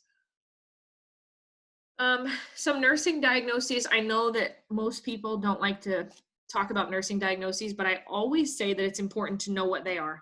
It's important to know what they are because this tells you what care is important, okay? So ineffective airway clearance tells you how we manage, like if that is a priority concern for us, how do we alleviate that, right? We look at ways to effectively clear their airway. That becomes a priority for us as nurses. Fatigue and activity intolerance, risk for fluid volume deficit, imbalanced nutrition, general knowledge deficit, or acute pain. So I put in there a start at 2 that those diagnoses help guide the care that we give. That's why we talk about them. Patient education, I'm going to skim through this because I know that we've talked about this a little bit. Medications should be taken as ordered. Most of the oral antibiotics, again, should be completed in full. Sometimes they can alter the effectiveness of contraceptives, so they need to be looking at an alternative form of contraceptive as well, or at least be made aware that it can alter, how effective those medications can be. Any unusual side effects should be reported. Again, most oftentimes, the common side effects we are well aware of and we let our patients know. Yogurt, right? We talked about probiotics, lactobacillus, because it does kill a lot of the good as well as the bad GI flora. Don't consume alcohol. I think for the rest of this course, 315, every single lecture is going to be avoid alcohol and avoid caffeine. Sorry, everybody. But that's going to just be a big thing that we teach our patients. And again, most oral antibiotics, are absorbed better if they're taken with some water. Okay, so those are just good education points for antibiotics as a whole. We'll talk more in depth about each one of those classifications or the family groups, but this is just a good jump off point. Any questions so far? No? Everybody with me? Okay. So this is just a question. You can type in the chat box. I'm going to let Dr. Lawham man that chat box. But so the nurse notes a new onset confusion in an 89-year-old patient residing, who already answered, in a long-term care facility. The patient is normally alert and oriented. Which action should the nurse take next?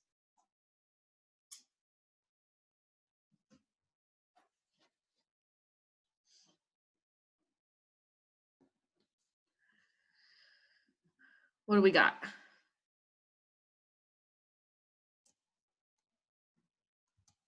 Whoops. All right, so everybody's saying D. Okay, so if you guys note, okay, this is going to be one of those common formats of questions. All of those answers are probably appropriate, right? You're going to want, especially if they're normally alert and oriented and they're having signs of onset confusion, it could be neurological for sure, right? And that's going to be something that you would want to do, but that might not be the first thing that you do. So D is correct. You take an oxygen saturation, at least to rule that out, or making sure we're not getting low oxygenation requirements. Does that make sense to everybody? Right? All right, next question. I'll leave my chat box up so I can actually see it. The nurse observes the nursing assistant doing all of the following activities when caring for a patient with right lower lobe pneumonia. The nurse will need to intervene when the nursing assistant maybe does. A, turns the patient over to the right side. B, splits the patient's chest during coughing. C, elevates the head of the bed 45 degrees. Or D, assists the patient to get up to the bathroom.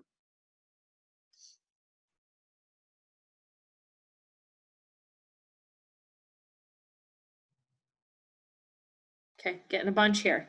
So everybody's saying A. Does anybody want to chime in and give their rationale as to why? Because this is actually a really good question. Sorry, my camera isn't working. Okay. So I'm sorry about that. But I thought A just because if you're turned on to your right side, you're kind of compressing it. And if they're already having like pneumonia, there's already trouble, so you don't want to compress it even more because it won't be able to expand fully. So Correct. that was my reasoning. Yes. Does everybody agree with that rationale and logic? Okay.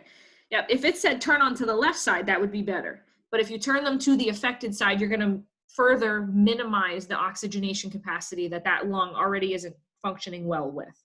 Does that make sense? Okay. All right, good. Am I still okay on time? 2:35, we're good, okay. All right, so that was pneumonia, aspiration pneumonia. Everybody okay with that? We're switching gears a little bit, still respiratory, but we're gonna talk about pulmonary tuberculosis or TB, okay? I think that this is always interesting to talk about because, I mean, we're in the middle of sort of a pandemic, and during this time, this was also a global pandemic, right? Tuberculosis. So this was historically, a little fun fact, no, you're not getting tested on this, was normally known as consumption, wasting disease, or white plague, or some other names that you might hear about it. We call it pulmonary TB. And for many, historically, this was like a death sentence, right? We didn't know how to treat this. I'm here to tell because I have been exposed to TB often, but we have since come a very long way, and most of these patients do very well. And again, before antibiotics were effective for this, many of these patients were sent to sanatoriums. And if they couldn't afford a sanatorium, they often died at home. And so they followed a very strict regimen of bed rest, open air, and sunshine. That was sort of the prescribed treatment regimen. So I just like to leave that up there. But so TB, right? This is actually an inhaled bacilli it enters the upper airway through droplets, and they implant themselves, these little bacteria implant themselves into the alveoli, right? We've spent all morning talking about this, or all afternoon. If the immune system is strong enough, the bacteria usually stay within the granuloma and remain latent for years. Okay, so some patients don't become symptomatic with this. I sort of think of them as carriers, but they don't necessarily exhibit the signs and symptoms of TB. If they are immunocompromised, or if those tubercular little bacteria bubbles, I guess, rupture, they cause this infection that spreads to the surrounding tissue. Then somebody becomes active and also infective. If you are latent, you can't pass it from person to person. I think I read a statistic that 1 in 10 people, if you're exposed to TB, will actually become active. And so I was relieved to know this because during my critical care years, oftentimes somebody would come in, shortness of breath, everything we're talking about, shortness of breath or febrile. We would maybe 5 days later, 4 or 5 days later, decide that it would be a good idea to test them for TB. And guess what they would come back with? Positive for TB. And guess who was the nurse going in and out of the room without the droplet precautions? Me. So I'm like, great, I'm going to have, I'm going to be infected. And it was nice to hear because when we talked about the TB test, I did test positive once. So I knew that I was exposed to it, but I never ended up developing the signs and symptoms. That happens more often than you think. Right, Dr. Lawham? Right. It does happen way too much, and be really careful. And you almost have to think that way, because I've had students who were, patients who would come in, and I would say to the physician, geez, do we need to test for this? Or do we need to put the patient on some sort of respiratory precautions, not just for this, but for other things that may be transmittable?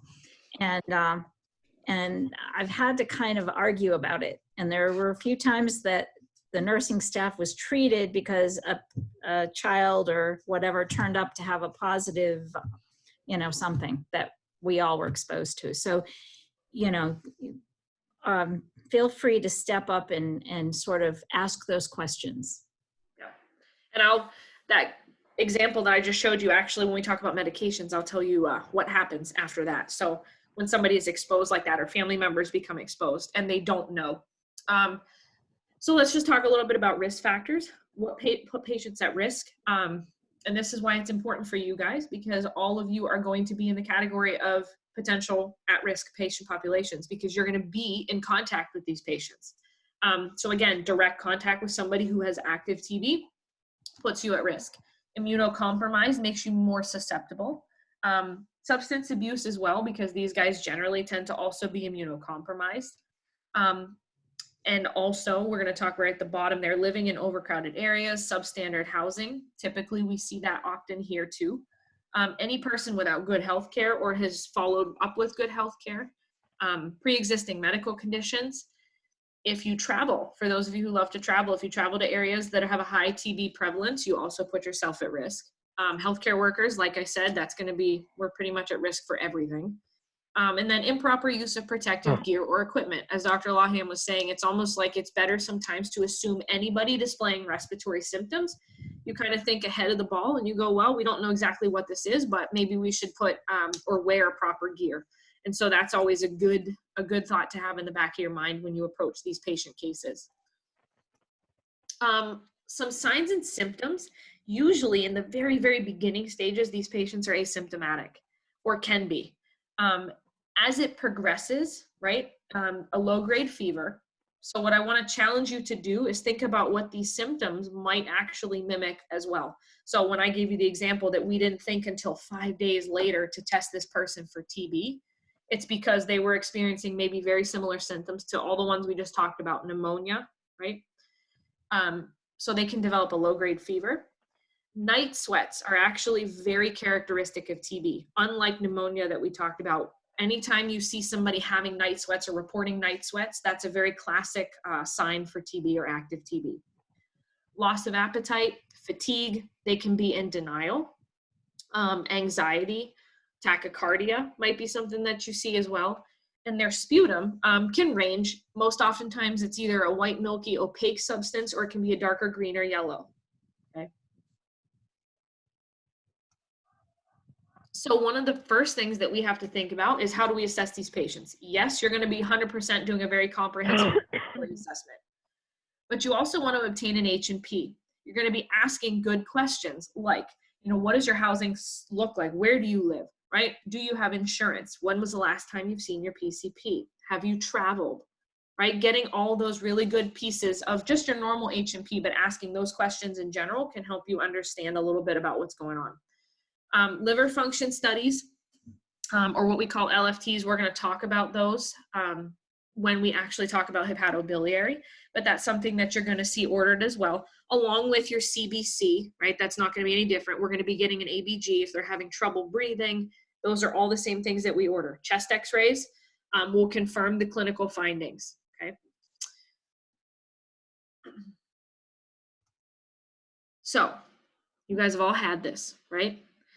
This is a MAN-2 test, right? This is the test that we use to determine if somebody has been exposed to TB. A positive reaction will indicate an infection or an active infection, okay? I shouldn't say it does always, because you can have a positive reaction, like I'm about to explain to you, and not necessarily be active. It just sometimes means that you could have been exposed to it.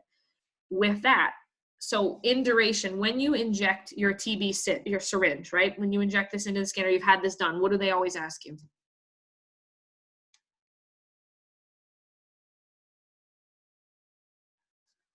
Do I get a chat box? They ask you to come back in 72 hours. Okay, and what are they looking for? Is it them asking if you've tested positive for it before? They do ask if you've tested positive before. They're looking for, they ask you to come back 72 hours, right? Because they're going to be looking for two things. They're going to be looking at both induration and erythema, okay? The induration is what is actually the positive test. That's what you're looking for. And induration is that upraised wheel, okay? The erythema, so this is where my little story comes in. I had been exposed to this woman and then I forgot all about it. Right? All about it. A year later, I go and I get the standard testing that we do as nurses. They have to test us every year. And mine came back super red, right? And it was red, sure, on the injection site the day of. But the next day, it was also still really red. That circle was really red. And in my head, I'm going, oh my gosh, I've got TB. So I went back and I had it read, and she said, nope, that's not positive. That means you were exposed to it. But what they were looking for is the induration, right? That wheel never stayed raised. So that's what we look for. And that induration at the site of injection is usually greater than 5 millimeters. That's the confirmation. Now with that, you can have a false positive, right? So those are not the most accurate. The MAN2 test is sort of like a screening in my mind. We do like a screening. The gold standard test for TB, and this is what you're going to want to write down and star, right? To determine if somebody actually has active TB, it's the quantiferum gold. And this is a blood test. This is sent down, usually, honestly, it's sent out of the hospitals. It has to be sent to a lab and they test for it, and it doesn't come back until a couple days. But that is the gold standard. If you have a positive induration that's greater than 5 millimeters, and maybe the person has been traveling to West Africa, wherever, right? The next thing, if we do chest x-rays and it looks like they're really active for TB, we're gonna send this quantiferum gold, okay? And that's gonna go out. The other thing we could also do is a sputum culture. That might be something that you see, okay? But the big thing is understanding that quantiferum gold is the standard for what we determine if somebody is truly active. So if you're just latent, but you have it, it'll just be the red. But if it's active, then it'll have the other one? It's not always. That's a good question. Like somebody, I've had friends of mine, nurses, that have been red just because of the actual medication, right? Maybe their skin had a very sensitive. But for me, given the history that I had, like I was exposed to a woman who was active. Mine was red for over 24 hours. And then honestly, every year since then, I've never had it be red. So mine was more of a latent case, right? But not active. It never progressed to active. I had just been exposed to it. And like I said, I'll keep telling you the rest of this story because I had to be treated like everybody else too. So Andrew had asked a good question about why the liver and hearing test. And in my experiences, we've always tested for your LFTs because it can, of course it can impact that. I would also say your renal, like your BUN and creatinine should also be tested. I'm not 100% sure why the hearing, Dr. Laham, and if this is something in the PCP world, maybe in primary care, if that's something you've seen, but hearing I have not. In acute care, we didn't worry so much. My understanding has to do with the medications, and I can't right off the top of my brain tell you which one might affect hearing. We're going to talk about them. But I think that and all of them affect liver. So if you have the liver function test, you've got a nice baseline so that you can initiate the meds, and then you'll know if the medications are causing liver inflammation of the liver or what have you. So good question. Okay. So diagnostic findings and studies, right? So the MAN2 test is a fraction of it, the quantiferum gold, but on the other end of the spectrum, we're going to want to be able to see. So we do chest x-rays on these patients as well. And remember what I said about what's not supposed to be in a normal x-ray. It's not supposed to be white of any type. But usually with TB, and again, this is one of those things you can Google because we're not required as nurses to be able to read x-rays, but we see them a heck of a lot. And so it's always a good idea to just sort of get familiar with them. But what you'll see are these cavitations, right? And again, they almost look like, I think it was John who said the ground glass opacities. You'll see these little white circles or cavitations is what we call them. And those are present in the upper lobes. And those are usually indicative of the TB, like bubbles, right? And those usually pop up. And again, we don't have to figure out or determine if that, it's pneumonia or the other thing, but it's very classic in TB cases for you to see that. And you'll see the calcification as well. So areas that have hardened and are no longer functioning in the alveoli. So those will be whited out too. And like I said, it's not possible to make a full diagnosis and say 100% this person has TB solely on x-rays.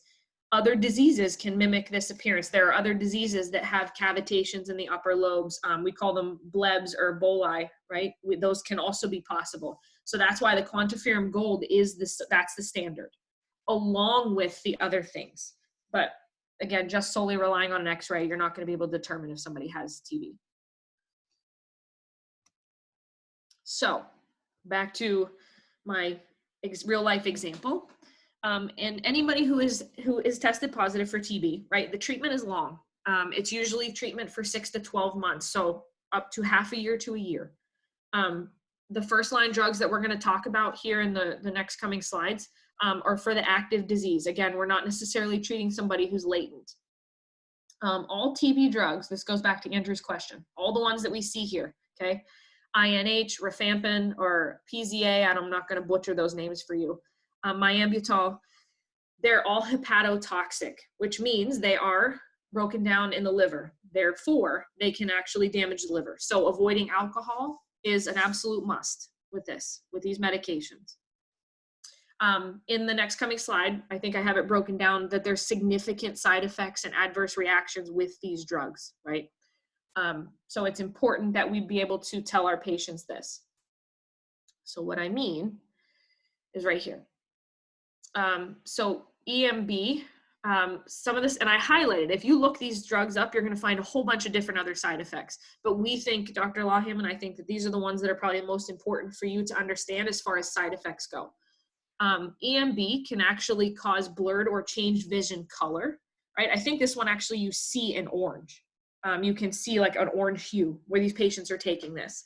And it can be actually very damaging to the optic nerves. So we can have eye damage, and that's an adverse reaction. That's something we don't want to happen, but it can happen.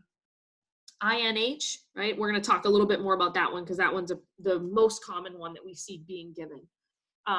Dizziness or tingling, we can have numbness around the mouth.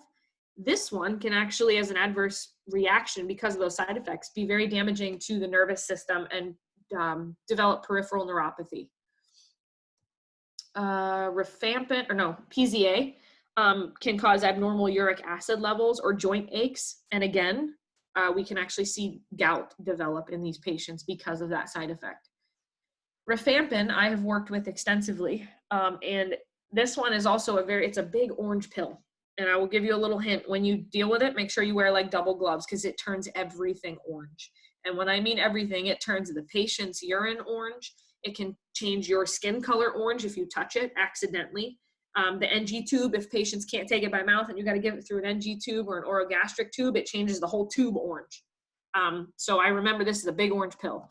But this can cause patients very easy to bruise, and it slows their clotting time. So because of that, and we know that that's a side effect, one of the adverse reactions is coagulation disorders. So we haven't talked about it yet, but because these are hepatotoxic, right? Your clotting factors are made in the liver, right? So this is actually a very, if you have liver dysfunction, there's a good chance we're not putting you on that drug. That's why you need to know what your liver functions or your LFTs are before, okay? And we check those. Is everybody okay? Yeah. So like I said, don't get too spun up, just know those four. And I would just really stick to knowing those education points. Other than that, you'll probably talk more in depth about them in pharm, but for our class, that's what we want you to know about them, okay? And so tuberculosis, right, the drug therapy, there's four different kinds that we talked about that are most common. And it's going to, the effectiveness is going to depend on the type of infection, whether or not we're giving adequate dosing. The other thing that you have to think about is somebody's adherence and duration of this treatment. I just told you that most of the time these drugs are 6 to 12 months, okay? There's a good chance that maybe 50% of the patients that we, prescribe these to, maybe they're not compliant for that long. Maybe they don't have access to them. Maybe they can't afford them. So the effectiveness on how well that TB is treated is correlated very directly with those things.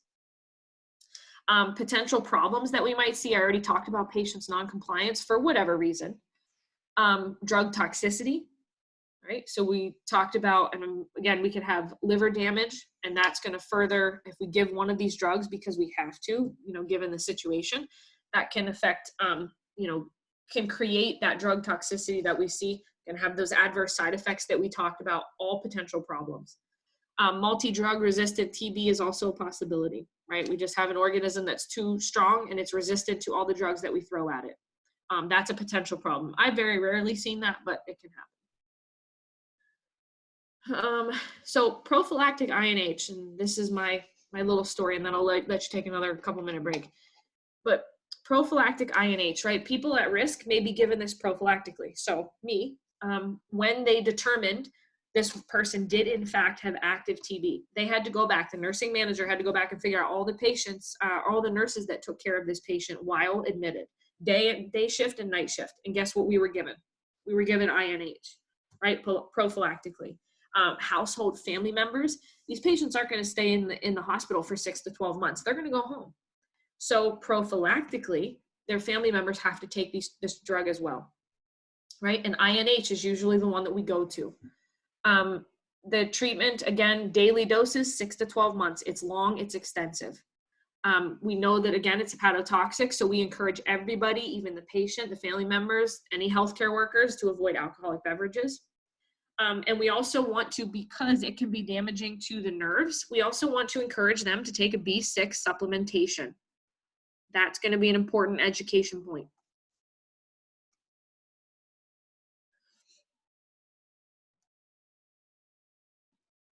Anything I should add, Dr. Lawham, before I let them take another couple-minute break? You've done great. Okay. How about we take just a few minutes, go ahead and pee, get a drink of water, stretch your legs, don't get a deep pressure ulcer, and then we'll come back. Say, what is it, 2:55? Like 3:05, how's that? We're, trying to get past it. It's just, I think we've touched upon it enough.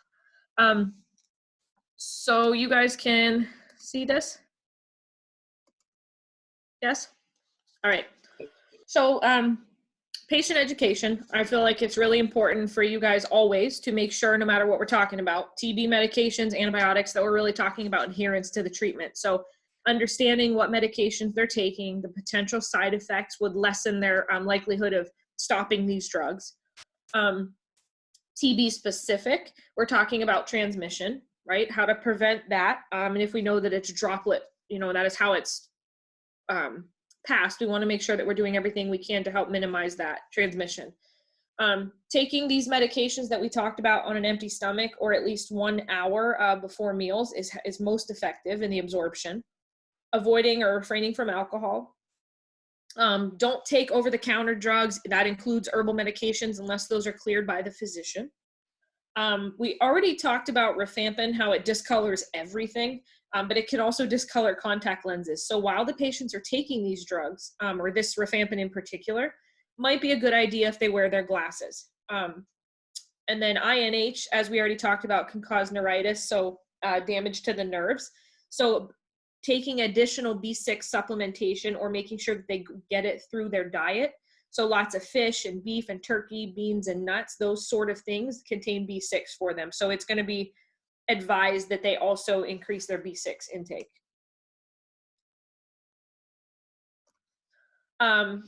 Just some nursing diagnoses. So again, ineffective airway clearance is a big thing for us, right? ABCs, go back to that. Deficient knowledge, specifically talking about adherence to their treatment regimen. Imbalanced nutrition, maybe less than their body requirements during this time that they're sick. And then adherence to making sure that they understand that they're at risk for infections, right? Or the spread of infection. I don't know about you, Dr. Lawham, but I'm like peeking around the room and looking at everybody's cute dogs, and I'm getting distracted. Okay. They're so cute, though. I know, some of them are like sitting on their owners eating the food that they're eating. It's cute.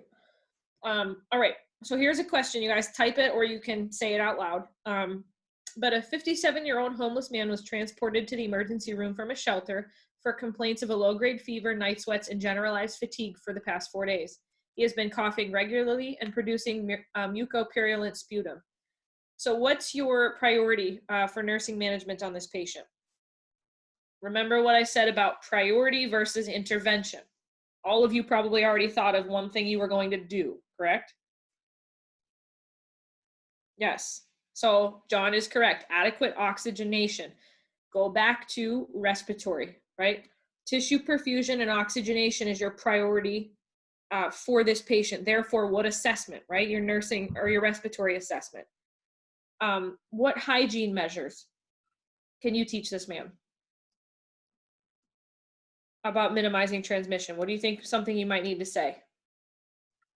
So hand washing, people are typing it in here. Wear a mask. Okay, wear a mask. What else? Covering when you're coughing. Very good, Gwen, right? If you're coughing and that's, I mean, we're getting reports that he is, making sure that we're doing that safely to not contaminate everybody else. And then what are some diagnostics you might anticipate on this guy? If the provider just walks into your ER room and says, you know, Mackenzie, Haley, Emily, whoever the nurse is, right? What are we going to order on him? Chest x-ray, good. Sputum culture, very good because of that sputum that he's having, right? CBC, all the lab work, right? We don't even know if this is TB, but it's just really good thoughts. So nice. Hopefully that makes sense to everybody. Another one thing I would add in terms of teaching a patient to is just how to dispose of their tissues and things like that. Yep. I know that sounds gross and it sounds like you wouldn't have to, but it's a good idea. They should have a separate bag and all that. All right, next question. Mr. Carson, 66-year-old male, admitted to the hospital for confirmation of suspected TB. He's anorexic, fatigued, and suffers from indigestion. His temperature has been slightly elevated for the past 3 afternoons. His current vitals are the following: heart rate of 97, respirations of 14, blood pressure 132/76, temperature is 99.8, and SpO2 is 98 on room air. So the first part of this is his initial MAN2 test yields a positive induration of 7 to 10. What does the nurse interpret for these findings to indicate? Remember the threshold that we like it below? Right, so positive TB, that's what your MAN2 test is telling you. We have an induration. The second part of this, sorry, I'm like moving chat boxes and picture heads. Mr. Carson has undergone a series of additional tests and a diagnosis is confirmed. What does the nurse know provides confirmation that the patient has TB? Which test? Yes, the quantiferum gold, right? Out of all the ones, even the MAN2, that's the one that we're going to definitively say this patient has TB. Good. So everybody feel like they've got a good grasp on TB? Okay, we're moving to, and this will be quick, we're moving to sarcoidosis. So sarcoidosis is actually very rare. It's considered an interstitial lung disease. I've encountered a few patients in my time having it, maybe 10, not that many, but I have seen it. And it's fewer than 200,000 cases per year. Treatment can help, but it's not curable. Most of these interstitial lung diseases don't have a cure. And so what sarcoidosis is that it's actually a inflammatory response. So for whatever reason, whether it's autoimmune, genetic, your body can have these collections of inflammatory cells, and that's what we call granulomas. Most often, these granulomas occur within the lymphatic or the lymph node system, but they can also develop in the lungs. They can truthfully develop anywhere in the body. I've had somebody who's had sarcoidosis on the pancreas and the liver before. But we see it a lot in lungs. And these granulomas, if you think about it, these little collections of cells that adhere to areas of the body interfere with the normal function. That's why they're a problem, right? Thinking about lungs, if these collections of cells are going inside the lungs, what is that going to impede? Gas exchange. Gas exchange, right? Oxygenation, tissue perfusion, that's the big ones. And so the etiology is unknown. Like I said, it's suspected that it's more of an autoimmune genetic, but honestly, we don't have a confirmed 100% rationale as to why this develops. Most often what we see is it's anywhere from 20 to 40 years old. Most of the patients that I saw were in their 20s that developed this. They were young, healthy otherwise. Women tend to be more often affected than men. It is thought, again, to be sort of a hypersensitivity reaction, so autoimmune, but your body has this hyperactive response to a bacteria, a fungus, or a virus.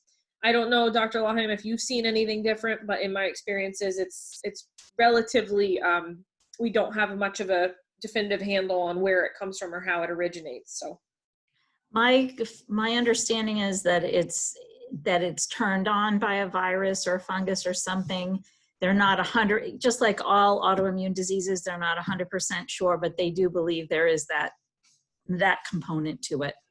I've only seen it once.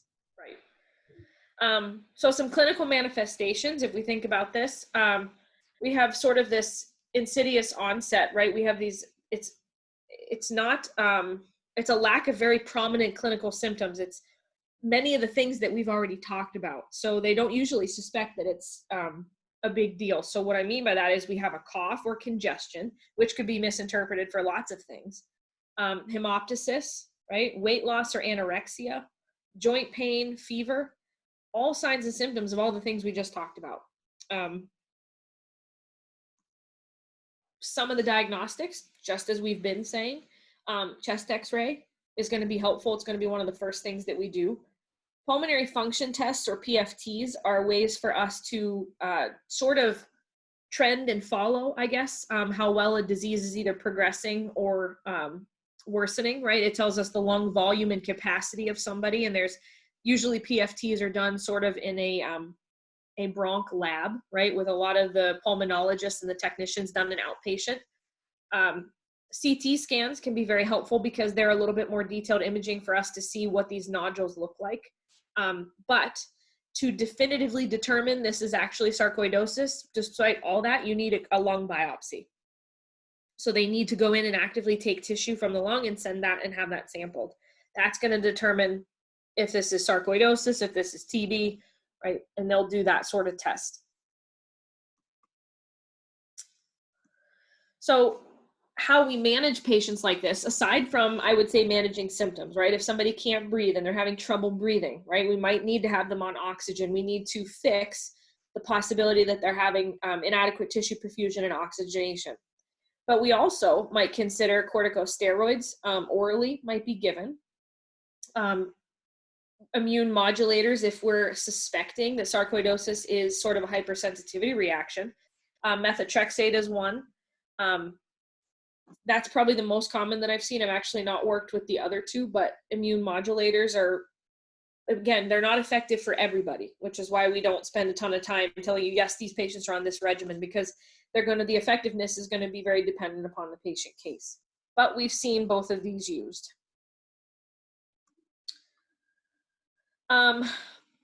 Moving from sarcoidosis, like I said, we're just really talking about them now briefly. Occupational lung disease. These all you've heard of these before, right? Asbestosis, silicosis, or black lung. So these are generally originate from having inhaled dust or chemicals. Very classic of where these patients work. So when you're doing H&Ps, one of the other really good questions that I ask is, what do you do for a living? Right? That's a really good question. It tells you a ton about these patients. It tells you their risk factors, if they potentially could have picked up something. I'm going to give you another really good life example. We had a gentleman in his 40s come into the ICU. Very sudden, abrupt, short of breath. We were questioning pneumonia.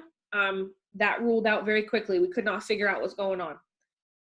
We spent about a week. He was with a week with us, intubated, very, very, very sick. We couldn't even turn him without him desaturating. It was that bad. Ended up doing an H&P on him when his wife came in. Nope, I mean, it was going by 7 days and nobody knew what was going on. We were giving him antibiotics, steroids, all these things, and he wasn't getting better. He was actually getting worse. Here, his wife had told us that he did, I think he was a coal miner. And what he ended up doing was going to a cheaper hotel in a neighboring state from, I think it was West Virginia actually, went into a cheaper hotel where they had the air conditioning, one of those window air conditionings. And guess what he had picked up? And we would have not determined that had we not known and talked to his wife about the H&P. He ended up picking up aspergillus in his lungs. And that's what was coming out of the AC unit. So that was actually a really cool case to see. But that reiterates this point and why you need to do a really thorough H&P and ask those questions, because it can be very helpful in figuring out what's going on with a patient case. Do you see aspergillus a lot with people's air conditioners? That was the first time I had heard of that, but that is what they were determining he got that from. And it turned into, believe it or not, he didn't have such a great story, but it turned into a necrotizing pneumonia. Oh. So it ended up really doing a number on his lungs. But that wouldn't have never found that had we not asked that question to his wife, like, what does he do for a living? And she was able to tell us he had been out of state working for about a week, and he stayed at this hotel, and they ended up finding that. So it was really, really interesting. I remember that case vividly, believe it or not. And so these are usually not treatable, right? The occupational lung diseases aren't treatable once they develop, but they are preventable, right? And that's key. Education is everything. Prevention is key. So I already talked about that, right? Doing an H&P on your patients helps you identify the occupational risks per job, and they're going to be different. Helps you identify the exposure levels, right? General hygiene helps you figure out a frame of exposure. Asking good smoking history, we talked about that. The effectiveness of our respiratory protection use, direct versus indirect exposures, all of those questions are good. Anything you want to add to this, Dr. Lawham? I didn't see a ton of this working in the ICU, obviously. This would be more something I would suspect you'd see more in primary care. Possibly, yeah. The thing of it is, think in terms, as I said to you folks about cancers and things, you're going to hear a lot as we go through the different systems. And we talk about risk factors for these things. Well, it's the same thing here, and we can make a big difference. I mean, if someone works with chemicals, what kinds of, safety equipment do they use? And it's really important. I mean, if nothing else, we can plant a seed in their own minds to go look into it a little bit more, and we might be able to help save a life. Yep. Okay, so moving on from that, we're going to talk about one last thing, which is lung cancer. You're going to see this a whole bunch, so I do think it's important we talk about it. So this is a leading cause of cancer-related deaths, lung cancer. Typically, it's most common in individuals greater than 50 years of age with a history of cigarette smoking. So if I had to say anything about this lecture in patient education, what do you think us as nurses are going to promote? Smoking cessation. Smoking cessation, right? It's going to be on every pamphlet we give our patients, on every slide we show you in 315. It's huge. No alcohol and cut down or quit cigarette smoking. Plays a large part in a lot of disease processes as far as risk factors. Lung cancers are usually categorized in two subtypes. So we have small cell lung cancer, which is honestly a smaller fraction. About 15% of our patients that are diagnosed end up having small cell. We have about 85% develop non-small cell lung cancer. Adenocarcinoma tends to be the most common that we see, but we have squamous cell, we have large cell carcinoma, carcinoid.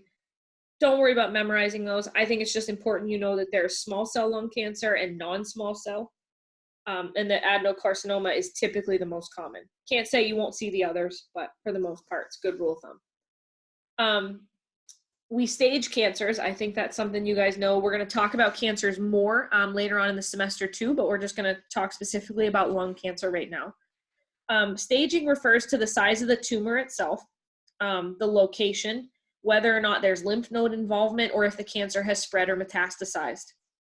Small lungs cancer is usually classified in two ways. So remember, small lung cancer is that 15%, it makes up the smaller portion. We can either say it's limited or it's extensive. Limited is just that, meaning the cancer is only in one area of the lung. And sometimes it's near lymph nodes, but doesn't necessarily have lymph node involvement. And we call that limited. We say that it's extensive when it has metastasized or it has spread. Non-small cell is staged usually 1 through 4. You don't have to remember these per se, right? I think it's just good to be familiar with them because you're going to see this lingo in the hospitals. Stage 1 is the earliest stage, right? That's the highest cure rate. If we can catch it early, we can try and treat it early. Stage 4 is typically the worst, right? It's further along, and that has involved metastatic spread. Usually it can spread, and just about anywhere else, but GI, it can go into the brain. It morphs and manifests. And so that one is a little harder for us to treat. As far as risk factors, environmental factors usually play about a 75 to 80% role of cancer causes and deaths in the US. Almost all of the small cell cases that we see are due to cigarette smoking. So that's a pretty significant number there. Even though it's 15%, think about that, almost all the cases. So as far as education goes, it's extremely important for us to promote that. electronic cigarettes are probably not much better. You know, and in fact, there's a lot more studies coming out that there's other related lung diseases on top of cancer that are associated with that in itself, but we won't dive into that. Genetic predisposition, you can have healthy individuals that just honestly get, because of genetic tendencies, end up with cancer as well. Dietary deficiencies, underlying respiratory diseases such as COPD or TB can predispose somebody for cancer. Did I see a chat pop up? Let me see.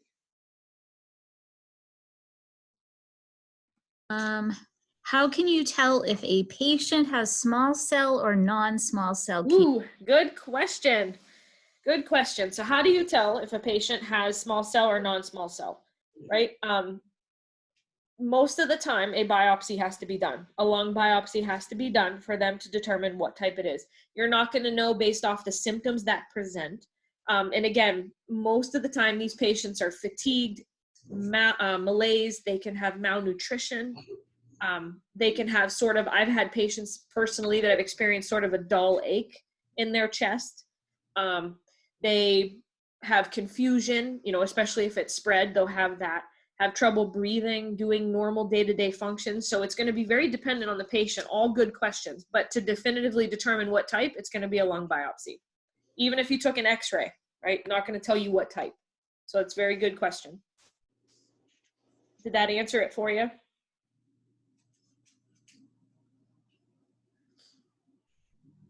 All right. Whoops, I think I passed it. Okay, so diagnostic studies, again, we can see a slew of them. All the ones we've talked about. Chest x-rays are gonna be something that we're gonna order. We might have these patients go down for fiber optic or CT scan. We can have fiber optic bronchoscopies where they have a specialized fiber optic scope. It's a little bit more high tech than just your normal bronchoscopy. Same procedure, just a different scope. But they go down and they can take a look inside the lungs. We can do a fine needle aspirate, right? So we can just aspirate fluid and we can send that fluid for culture for whatever reason. MRIs are optional, PET scans, but a biopsy is the definitive diagnosis. And that helps you differentiate the types too. And so, as you can imagine, this is a very difficult diagnosis for most families and the patients themselves. So one of the things that we talk about when we talk about cancers is your role as the nurse has to honestly switch to being very emotionally supportive. We're like that with all disease processes. But as you know, most patients will go through a gambit of emotions. And so it's our job to sort of be there for them, or if we can't, honestly get them the resources that can. But being there to not only help the patients cope with the diagnosis, but family members as well. So they'll go through feeling anxious, angry, sometimes denial, extreme, sadness, fearfulness, all of those things. Depending on the grade, right? Or if it's, metastasized or expansive, will determine, again, patients might even deny the severity of the illness itself. I've had that, and that falls in with denial. The other thing that we have to really discuss too is just respecting the patient's wishes. You're going to run into sort of that moral or ethical dilemma sometimes where patients understand the severity of what's going on, the complexity, but maybe they don't want any medical treatment at all. And so despite the doctors recommending things, the nurses, you really do have to respect their wishes during this particular diagnosis. So that's just something we have to sort of talk about a little bit. Medical management, clearly, if we can eradicate this as soon as possible, that's the greatest chance of success that we have. Some cancers can't be completely eradicated. Oops, sorry. There we go. Some cancers can't be completely eradicated, but they can be managed. And so then we look at managing the quality of life for these patients. I know you've heard that before, okay? Oftentimes we can consult palliative care, we can have case management on board, depending on what stage, what grading or stage cancer we catch. This will also depend on what type of support we provide them, or treatment or relief of symptoms. So just some cancer treatment modalities. You guys are going to talk about this, again, more so in the cancer lecture further into the semester, but surgery, and again, the physicians will make the call whether or not the patient is a candidate, but this is the oldest form of treatment for cancer, right? We can go in and remove the area that is affected. The other thing we have to consider is radiation and chemotherapy. The one thing I do want to say about radiation and chemo is, again, they don't always have to be given together. Sometimes they're combined. You can get radiation and chemo. Radiation is more of a localized treatment, right? So we find the area and we give those radiation rays to that particular localized area. Chemotherapy is often systemic, right? We're giving drugs to kind of work in a full body comprehensive manner. Therefore, the patient needs to know the difference, but the side effects are going to be, I feel like they're going to be a little bit more drastic, right? You have somebody who's taking oral chemo, that's going to affect all of the body. Radiation is certainly going to have its effects, but it also depends on where it is. So if you have somebody who's got head and neck, we're talking about lung, but you have to think about where the radiation is being given. And you'll talk more about that, but I just want you to understand that the difference between the two. I've had some students not fully understand that, so I think it's good just to know. Again, most of the time, radiation and chemo are adjacent to surgery, right? They're all kind of together. And you can relieve, again, comfort measures and relief of pain is exceptionally important for these guys. It doesn't usually cure the cancer, however. And there are complications with all of those modalities. Surgical interventions, right? We're going to have or run the risk. It is a surgical procedure. Infection, hemorrhaging, all of those are big risk factors.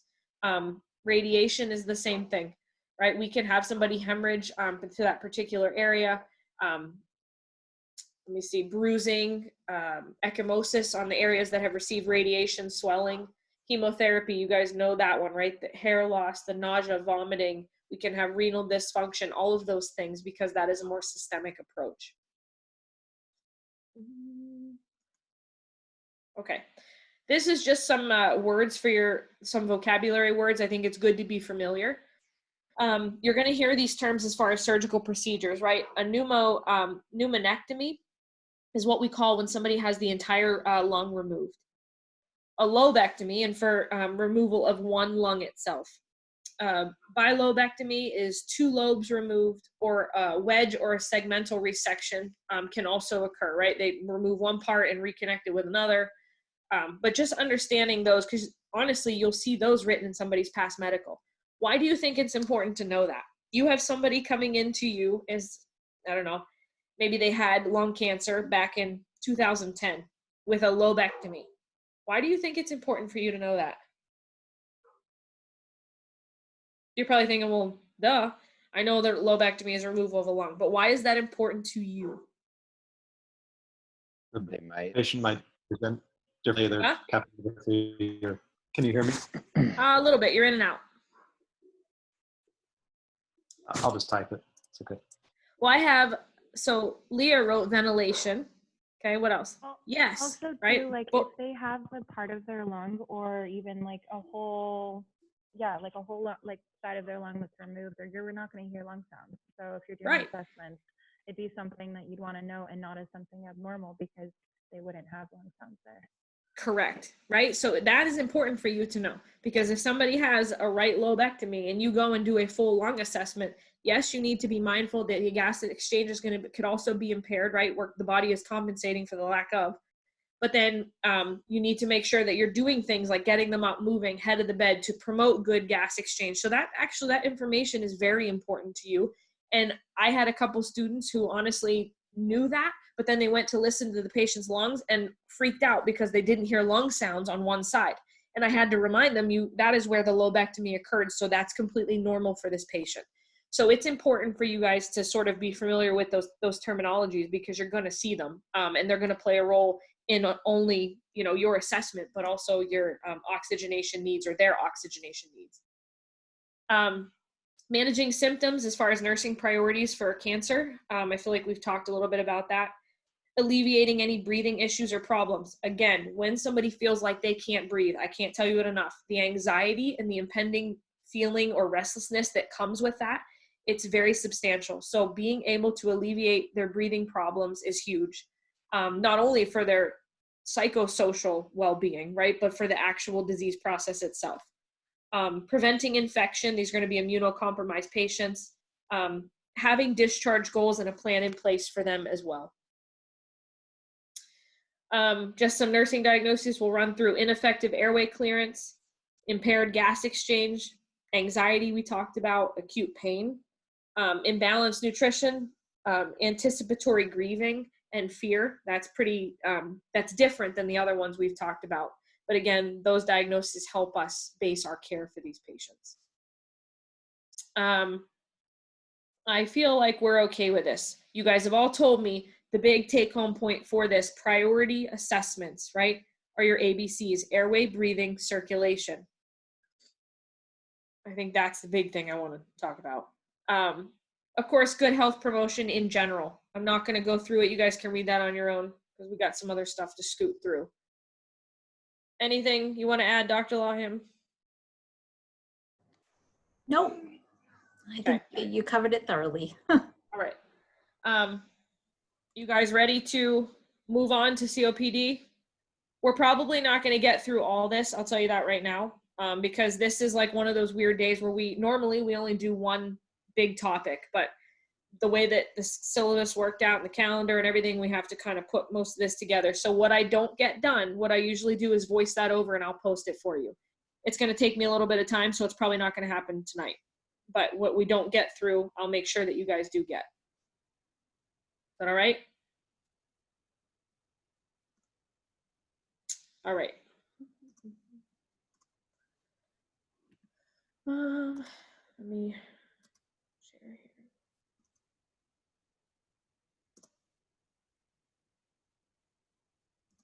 All right. So we are going to move into another area of respiratory issues, and this one is pretty. I think you guys are familiar with this, right? Chronic pulmonary disease, or COPD. And when we talk about COPD, here's our class objectives. I'm not going to go through those with you again because they were the exact same ones from the last two lectures. We just put them in there. COPD refers to two different disease processes. We have chronic bronchitis, which we're going to talk about, and we have emphysema. That's the umbrella term for COPD. These are generally, both of them, are characterized by airflow limitation that is not fully reversible. And so that's a pretty distinct marker of these disease processes. All right. So we talked about just having, I want to talk very briefly about the normal patho, right? When we talk about COPD, we're going to talk about asthma, right? ABCs is still the crux of all of this. A comprehensive respiratory assessment is key. In both of these disease processes, airflow is limited in some way, shape, or form, whether that's the upper, like bronchial airways that are affected, such as in chronic bronchitis, or we can have the alveolar spaces, right, that are affected, and that's what you see more reflective in emphysema. Either way, this chronic inflammation, right, is what's actually damaging the tissue. That chronic inflammation is no good. It disrupts the normal flow. The scar tissue in the airways that occur because of that chronic inflammation result in the decreased elastic recoil. So what that means is those little alveoli sacs, remember we talked in the very beginning about that's healthy gas exchange occurs down there. When you have damage in that scar tissue that develops in these alveolar sacs, right, they can't have that recoil. So when you take a nice deep breath in and deep breath out, air gets trapped. Right, and that's a problem because that's impeding the gas exchange. And so you guys have seen this and you've heard it, I know. And I'm not going to go through each one in this picture because we have a bunch of slides that do this. But for those that love images, this is a really good one. This talks specifically about, even though they are both COPD disease processes, where they occur determines whether or not it's emphysema or chronic bronchitis. So chronic bronchitis patients typically, again, I hate to stereotype, typically, they have this daily productive cough that usually lasts 3 months or more for about 2 consecutive years. That's one of the criteria for physicians to make the diagnosis. So when they gather an H&P, right, they're going to be asking this patient, how long have you had this cough? I know you've all heard that question. right? And it's most of the time, these bronchitis patients will tell you it's been longer than 3 months, and they have this very harsh, productive cough. Generally, when we're listening to them, it's full of rhonchi and wheezing. I know that you guys probably don't feel super confident in auscultating the different lung sounds, and I promise you're going to get better with that. But just being able for you to hear and listen and go, something's abnormal about those lung sounds, can tell you a whole bunch about patients, okay? But typically we see rhonchi and wheezing. Sounds like a washing machine a little bit. Most of the time, these patients, most of the time, not always, they have an elevated hemoglobin level, right? So when you're looking at their CBC and their H&H, because what does hemoglobin do within the blood? Carries oxygen. I see everybody mouthing it, right? So the body tries to overcompensate. So we make more hemoglobin thinking that we're going to get more oxygen. Okay. That's not always the case, but we do see it reflective in the labs that they have a little bit more elevated. And this is most of the time we see the cyanosis or the blue. So, you know, the blue bloaters and the pink puffers, that's where they get that nickname, is because typically these guys who have chronic bronchitis are a little bit more dusky or cyanotic in the face. On the opposite end, patients who have emphysema have this permanent enlargement, right? That scar tissue causes this hypertrophy and destruction of those air spaces distal to the bronchioles. So this occurs kind of way down deep in the lung bases. And so these guys tend to be severely dyspneic. They can never seem to catch their breath, ever. They generally, I can't say always, but generally they're older and thinner framed. When you look at the x-rays, and this is sort of prominent if you ever get to see this, what you'll see is this very big hyperinflated lung space with a flattened diaphragm. I'm going to show you a slide in a minute about the diameter of their chest circumference, and it changes, okay? These guys, you guys have heard somebody say that they're barrel chested. These guys tend to be very, very barrel chested because the air that goes in gets trapped in there and sometimes can't come out. So they develop a very broad, expanded chest, right? Otherwise, they're very thin. I know that seems counterintuitive, but. So this is just another one. If this helps you, there's pictures at the top. So I said the blue bloater is your chronic bronchitis person. And then your pink puffer, and we'll talk about why, because they have the pursed lip breathing to try and facilitate good breathing. But that's more common in patients who have emphysema. Okay. A lot of time, one thing I was going to say, go ahead. Mr. Skulak, is a lot of time your pink puffers are thinner, and as this lists, are cachexic. They're literally sort of wasting away their muscle tissue and whatnot, and it's because they're not tolerating activity. And a lot of times they have a really hard time just being able to time the breathing and the eating. So their intakes go down and so forth. So I just wanted to throw that in too, if that helps you to remember. Yep, you probably see a lot of that in the primary care setting, like as the primary, you know, I always saw it as a secondary disease. It would come in under their medical charts. And so we'd have to be mindful of that when they're coming in with something else. So Esther, this is, are these normally just in elderly people, or can you get emphysema when you're, you know, like 40? You can. I haven't seen it in younger adults. Let's just say that. Generally, I tend to see it in older adults and elderly patients as well, because as we're going to learn, something that puts you at obviously great risk is smoking. So the longer you do that, which generally tends to be older populations, you do see this. But I do think it's common to have somebody in their 40s have this. Even 30s, I've seen that too. Maybe not the degree of it. I was going to say, I mean, it takes time to develop this. It's not something that happens overnight. So, and the longer that somebody smokes, the more likely they are to develop it. So I suppose if somebody started at 15 and smoked like crazy for 30 years, absolutely, you'd see the beginnings of it for sure. Do you guys ever see this clinically wise with people who maybe had secondhand smoke, especially like say you had both parents that constantly smoked and you were around it from birth till, you know, you left? I have, I'm sure Dr. Lawham's got her own stories. I have definitely seen it. And it tends to be, I think now we have enough education that we know how harmful secondhand smoke is, but I've had like the 75-year-old women that come in who've never smoked a day in their life, but they'll tell you both parents smoked heavily and they were around it all the time and they developed emphysema. I have seen that, yes.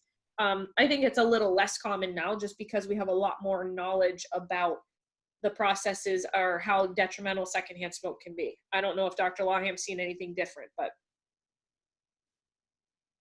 No, I don't. What I see in children more often is asthma, secondary to the secondhand smoke, or even the smoke that's on, parents' clothes and things like that. I mean, it's a tough one, but that's what I've seen more with kids.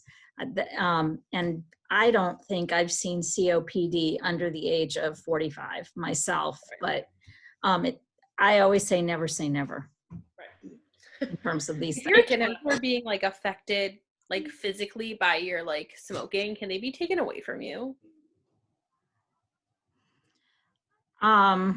Good question. I mean, that would be, to be 100% honest, is it Becca that's asking? Yeah. That?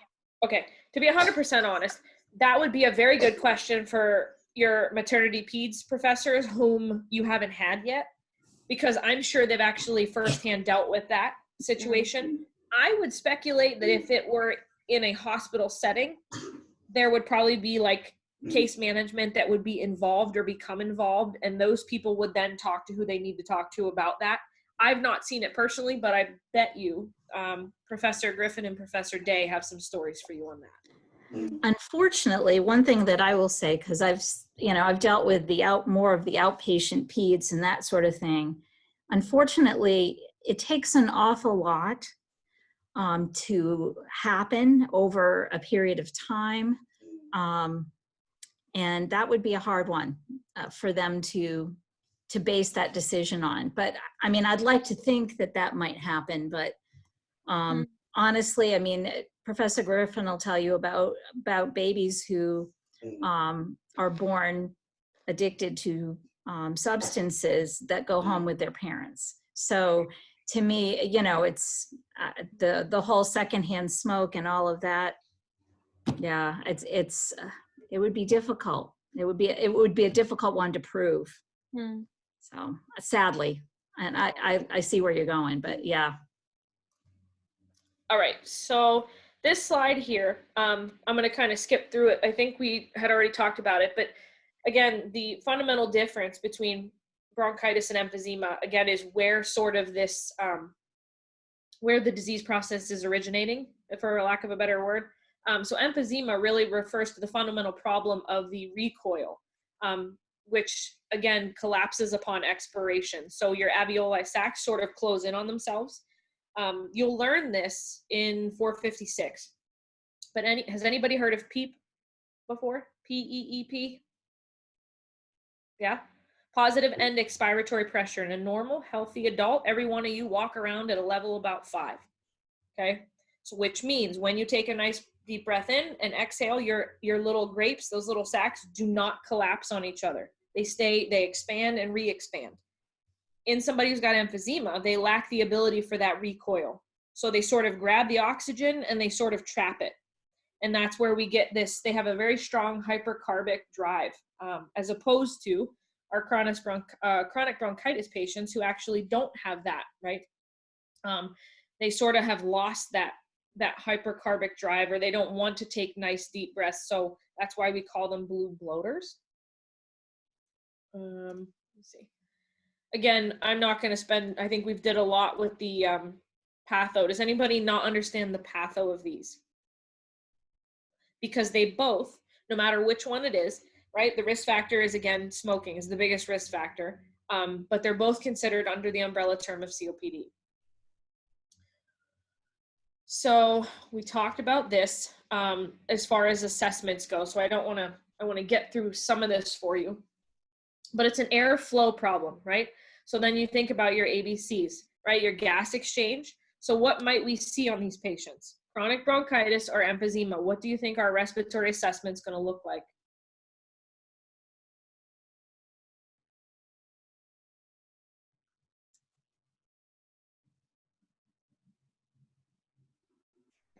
increased I'm sorry, respiratory what was your rate question? and low O2 sat. Okay, we're gonna have a lower O2 sat than normal. How many of you guys have already heard, and we're gonna talk about it, but you don't wanna give oxygen to somebody who's got COPD? Have you heard that before? Yeah. Okay, we're gonna talk a little bit about that because we don't wanna knock out their hypercarbic drive or their want for oxygen. So that's gonna be a big topic that we're gonna talk about, right? Good respiratory assessment, we've already talked about. You're gonna auscultate and inspect the lungs. Look at how they're breathing. You're going to see between the two, emphysema and chronic bronchitis, there's differences, right? Somebody who's got a strong hypercarbic drive, they're going to be oxygen hungry, right? They're going to be trying to take deep breaths. So therefore, they might be shallow, they might be labored, they're going to be using their accessory muscles. So you're going to see, right, their shoulders and everything trying to get oxygen. And so that's going to be different. We talked about, let me see to get to, right, so more of the diagnosis here. We're going to talk about bronchitis. As far as the diagnosis, right, cough and sputum production for at least 3 months for about 2 years. That's a long time before we diagnose somebody with COPD. The alveoli become very damaged and fibrosed, again, and their function greatly diminishes. The patient then becomes very susceptible to respiratory infections, okay? So we talked about pneumonia we just spent the last 2 hours talking about pneumonia. That's going to be something. Tracheobronchitis could be another one that these patients are susceptible to. This is a nice picture. I like this picture. I think that it does a good job of showing you the chronic inflammation on the right that develops over those years of time, along with that excessive mucus. Imagine the airflow trying to move in and out of that one as opposed to the left, a nice open airway, okay?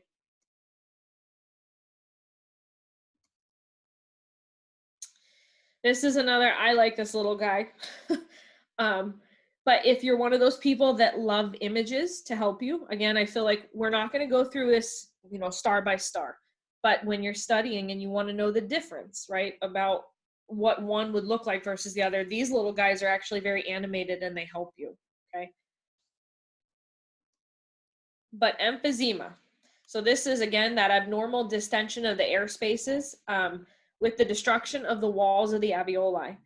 So what happens is they become sort of non-functioning and we consider them dead space, where what means is that there's no oxygen diffusion or gas exchange that occurs in those dead spaces. Because of this increases pulmonary artery pressure, which we're going to talk about, I think, in the next lecture, quote unquote, on Monday. But that increased pulmonary pressure can eventually lead to right-sided heart failure. So this patient population tends to see a lot of those as complications because of that increased pulmonary artery pressure. Did I have a question, Dr. Lawham? Oh, somebody was just answering. Very good. Okay. Was answering a question. So what puts somebody at risk for any of the developments of COPD, whether it's emphysema or bronchitis, right? Environmental exposure can be one. Age, we talked about the age ranges that this typically occurs. Chronic respiratory infections. And then honestly, we can have, I've not seen it too much, but you can have a genetic deficiency or alpha-1 antitrypsin deficiency. I don't know if you've seen that, Dr. Lawham. I have not. I've seen much more environmental. So cigarette smoking is the biggest one, I think, to date. Clinical manifestations, right? It's all stuff we've sort of already talked about. So we'll scoot through these a little bit. Getting a good H&P, asking about occupation, asking about your risk factors. Very good questions to ask. Pulse ox is going to tell us a bunch, right? Thinking back to ABCs, that's an intervention that we can do that focuses on our priority assessment, right? Which is respiratory. Pulmonary function studies will tell us a lot. They are going to tell us, honestly, your PFTs in your COPD population will tell you how well we're managing the disease process and if this is getting better or worse. PFTs are not going to be one of those things that you do and just diagnose somebody with COPD, right? They're a tool that we use to monitor and manage the symptoms and the disease process. Incentive spirometry or spirometry IS, right? That's going to help facilitate opening and the expansion of those. It's going to promote good lung health, again, for somebody who's been diagnosed. So we can use that. ABGs are going to be important. Again, we're dealing with lungs, so that's a way that we can determine how effective not only our treatment regimen is, but if not, the disease process is progressing or I guess getting worse or better. We can tell just by getting an ABG. So that's something, a lab value that we're going to be looking at, or a diagnostic test. Chest x-rays, especially in emphysema, where we have those dead spaces in the alveoli spaces, you can actually see that in the x-rays, and those will pop up, and you'll be able to see the diseased lung that's no longer effective. Or we can use CT scans. CT scans are great. They're much more detailed in imaging. So this was that nice picture of emphysema specifically that I was talking about, where you can see the anterior posterior diameter. In a normal healthy adult, we have a 1-to-2 ratio. But when we have somebody who becomes more barrel chested, right, they're air trapping, we have now the diameter is a 1-to-1. So you can see actually depicted at the bottom how wide or expansive, I guess, even though they're cachectic or they're smaller framed or thinned, their chest tends to be very barreled and very wide. So this is just, again, something, Dr. Allaham and I don't feel that you need to memorize this for a test, but I just want you to understand PFTs is the pulmonary function test, right? And they measure lung volume and airflow. And so that helps us to diagnose and monitor the pulmonary disease. You'll see these terms like forced expiratory volume or forced vital capacity. Both of those, again, refer to the lung volume and airflow. You don't need to memorize them. I just want you to understand that PFTs play a very pivotal role, especially with these disease processes, in the management of. Anything you want to add to those, Dr. Laham? Nope, okay.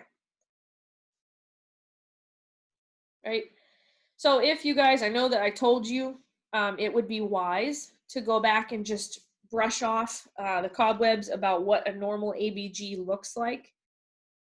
This is a little slide. It's a little, cheat sheet for you. Normal pH, it's important to know. Normal PaCO2 at the top left there, and normal bicarb. You guys have had, do you know how to interpret ABGs? You shake your head. Have you gone through a little bit about them? Okay. I'm not going to go over it again. But that would be something just from here on in, 456, peds maternity, just be familiar and just know your values. Know what normal is, because again, that helps you identify the abnormals. Okay, but this is a little cheat sheet. So COPD, emphysema, bronchitis, whatever you want to, right? We have complications that we have to worry about. And the reason we worry about them is to prevent the further complications. Respiratory insufficiency or full failure can actually occur if this is not well managed. Pneumonia, right? We talked about pneumonia, and I think, chronic atelectasis right there at the bottom, right? When we're not up and we're not moving around, both of those patients, COPD, either chronic bronchitis or atelectasis, they're going to have a hard time doing ADLs. They're going to be fatigued easily. They're going to struggle and become dyspneic on exertion. What do you think might happen to those patients when they realize they can't get up and walk to the mailbox and get their mail, right? They're going to start to become more sedentary. They're going to avoid those activities that are otherwise normally healthy. And that puts them at a greater risk for developing atelectasis, which can then turn into pneumonia or have recurrent infections. Pneumothorax is actually a collapse of the lung, right? And that can occur. We see that in COPD patients all the time.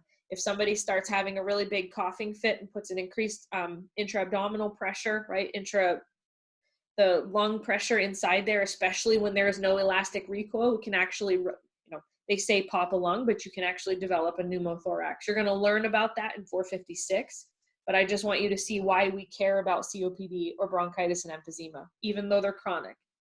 And we talked a little bit about pulmonary arterial hypertension as well. And that can actually, we call it cor pulmonale or cor pulmonale. And that can happen with that right-sided heart failure because of that prolonged pulmonary artery pressure. You will talk about that again. Am I moving too fast for anybody? No? Everybody's okay? All right. So risk reduction and medical management. Again, promoting smoking cessation. We know that's the biggest risk factor for the development of both bronchitis and emphysema. managing exacerbations. We're going to talk about medications here in a minute and how we manage those as well. Knowing what might trigger somebody's coughing fits or spells, right? It's going to be important. Providing supplemental oxygen. We talked a little bit about it in that one slide that I asked you, that you've all heard that it's not good to put oxygen on COPD patients. And in fact, that's actually not true. We do want to, if they need oxygen therapy, we provide it to them. I've had several students somehow along the lines pick up that we didn't need to provide that to them because we would knock out their want to actually try to breathe. And that's not necessarily true. We just have to be careful of how much we give them. Pneumococcal vaccines and influenza vaccines, of course, is just healthy disease promotion. That's always good. Pulmonary rehab. So again, chest PT, making sure we're doing our IS and we're doing our PFTs is also good. All right. So we're going to talk about a lot of medications here in a minute. Is everybody awake? Barely, huh? We're all barely awake. But this is something that's really important to you guys. You guys are lucky for you. I talked to Professor Griffin, and you are about to hit this stuff next week, okay? So you're going to be getting it again. So we're just going to give you nice baby doses, and then you will be, I feel like, really, really good when you talk about it in pharmacology. You have like a leg up, okay? But you're going to see these, and most of these that we're going to talk about right now, you've already heard. So pharmacological management and the therapies that we use for somebody who's got COPD, again, whether it's bronchitis or emphysema, we can use bronchodilators, and there's two different types, okay? Beta adrenergic agonists, there's both a short and a long acting, and then there's anticholinergic agents, short and a long acting. We're going to talk about each one. Corticosteroids will be used as well. We can do antibiotics, mucolytics, antitussives, oxygen, and the vaccines that we're talking about. All of those right there, just bulleted, are combinations. Not every patient that's got COPD is going to be on every one of those, okay? It's just going to be dependent upon the disease progression. So this is for the purposes of 315 because it's not pharm.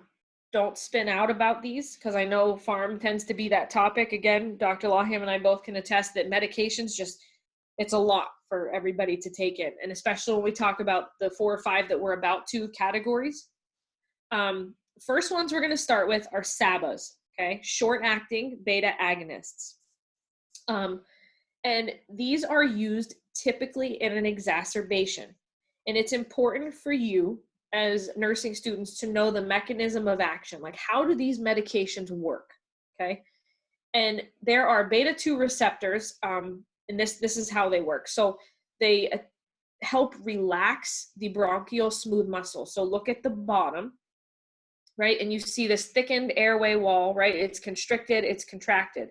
When you actually take the SABA, and we call it commonly, and you're going to hear patients call it a rescue inhaler, right? They take this because it has a very immediate onset. It works within 5 to 15 minutes. That's why we call it short acting, okay? They work rapidly. They last for about 3 to 4 hours, okay? The drug that I think is most important for you, and I know Dr. Lawham's going to agree, and you've all heard it, is albuterol. You guys have all heard that one, right? That is a short acting, okay? These are rescue inhalers. So these patients are going to take them, and that's going to help relax that smooth muscle, okay? So an agonist, if you look at that second mechanism there, the agonist helps that stimulation or that relaxation. Some of the side effects, I'm going to talk about that real quick though. Some of the side effects for this, and I think it's important, you're going to go over it again. But how many of you guys know somebody that has taken albuterol, you've given it maybe to one of your patients? What do you think some of the side effects are? Increased heart rate and jitters. Yes, right? That's the big one. So nervousness, they have sometimes heart palpitations, dizziness, they can have runny nose, tremors, but it's not uncommon for them to have an increased heart rate. That is a side effect of albuterol. So you as nurses need to know if somebody's taking an albuterol inhaler and they start having heart palpitations, or they tell you that they're dizzy, or they start getting, tremorous, or they shake, that's actually a side effect of this medication. We do expect it, okay?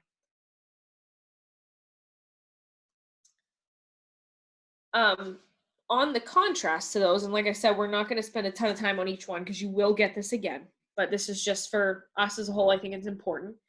We do have short-acting anticholinergics. The mechanism of action for these guys is that they completely inhibit those smooth muscle receptors, right? So they block the acetylcholine, and they don't allow the contraction. These guys are, I think one of them is the ipratropium. So the Atrovent, you guys have heard this before, right? Another one of those inhalers that these patients can take. These are a little slower of action or onset. They take about 4 to 6 hours comparatively to the short-acting ones that can be rather quick onset. Anything you want to say about those two, Dr. Laham? Anything different? No, because I don't want to send you guys down a rabbit hole, but I know. There's going to be lots of farm questions. And that's, yeah. So I'm trying to sum it up for you nicely enough to not leave you lingering with all these questions because you're going to get it again. Exactly. But you could honestly you will spend a whole class period talking about these. So rest assured, though, that's on the horizon for you on Monday. So the other one that we have to think about, those were both short acting, right? So they work in a relatively shorter time. But we do have, and I just like saying LAMAs, but long acting antagonists, right? Or LABAs. So we had the short acting or the long acting, determines if it's a SABA or a LABA. But we have two different other types of bronchodilators, and these are more for more long-term management. So if somebody is having, we're going to talk about asthma, right? If they're having an asthma attack, you won't be giving them a LABA right out of the gate, right? You're going to be looking at more of an albuterol or a short-acting to really release the contraction of those smooth muscle right away to help alleviate those symptoms. But LAMAs, just for the purpose of this class, specifically target, so these are long-acting antagonists. They target the receptors, again, which help to dilate and keep these open. So these are more long-term, more effective. The LABAs, the same thing. They target the B2 receptors located inside the lungs in the very distal airways, right? I don't want you to spend a ton of time. I know there's a ton of questions probably on these, but here are some of the medications. So the LABAs, again, these are maintenance inhalers. That's like the best way to describe it. You have your very rescue inhaler, which is very short, it helps with the onset of those symptoms right away. And these are more of the maintenance inhalers to keep those airways from constricting, and they work obviously at a longer duration. So the peak onset for these, and salmeterol is probably, and again, the brand name is Ceravent. You've heard that, right? Discus. This one is actually an onset for 2 to 5 hours, and it can last for 12 hours for these patients. So that's why we consider it long acting.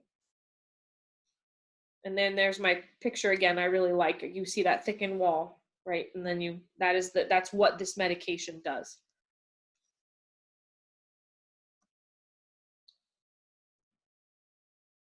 Same thing here with the LAMAs, right? And this is a Spiriva. You guys have seen Spiriva before. That's considered a long-acting or a LAMA.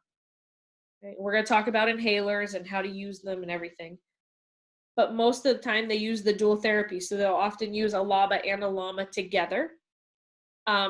Every patient, I'm going to give you a hint. Every patient is going to have a different regimen. What is more effective for somebody might not be effective for the other. So it's not always, your patient will always be on an albuterol inhaler and a Spiriva, and it's just going to be dependent upon the patient and how well they stay compliant. All of those things play a role. These are just tools that we have as physicians, or the physicians have, that can help these patients manage these symptoms. Andrew had asked if these 4 medications work by relaxing the smooth muscle just in different ways. And yes, either they block it entirely from contracting, or they work once the contraction has begun, such as with the rescue inhaler. And Dr. Laham, feel free if I'm not saying that, or you can correct me if I'm wrong, but they do work that way. It's just a matter of timing and on what receptor. But that is, in essence, exactly that's what we do. It affects the autonomic nervous system.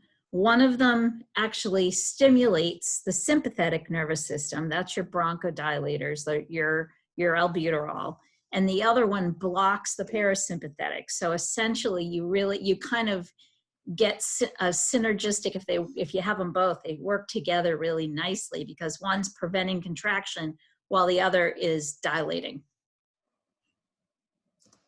Where am I at here? Okay. So the other thing that we have to consider, and you guys will see this a lot, is inhaled corticosteroids or maintenance steroids.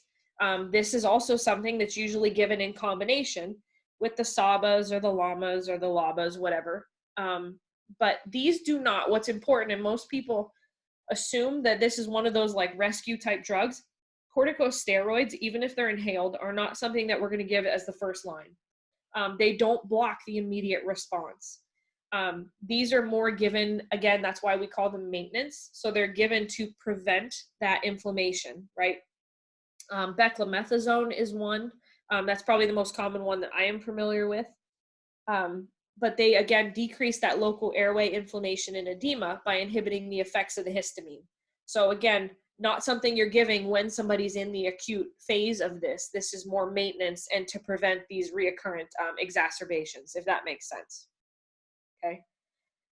Some of the side effects, because they're inhaled corticosteroids, we do see a ton of throat irritation. So again, promoting good oral hygiene is going to be something that's huge. And then oral thrush or candida is another thing that we do see. So again, keep promoting good oral hygiene, making sure that they're washing their mouth out, brushing their teeth after they use the steroids is very important.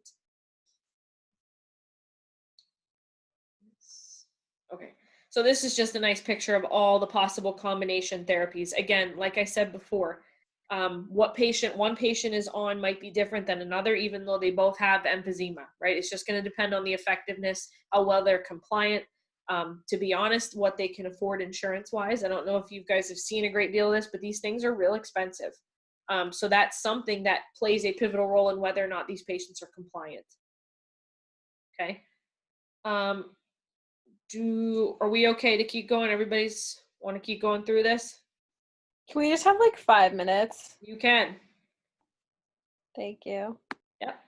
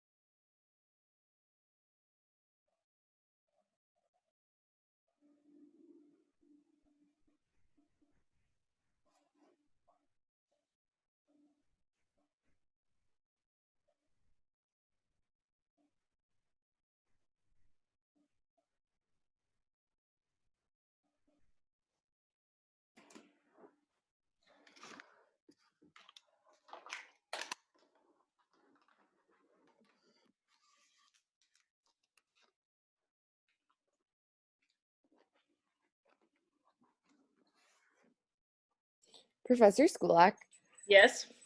while I have you, did you happen to get my emails about Lippincott, about prep use? I did. Okay. I think I forwarded that one to Dr. Lawham, but I will check when I'm done with this lecture. Okay. Yeah. Just let me know. Yep.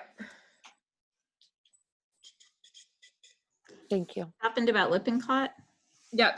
Her, I forget what exactly you were saying, Lauren. The prep views weren't showing up as done on your end. They are done. Oh, all Okay. right. So Yeah. we need to send them an email and have them scrubbed. Exactly. Yeah.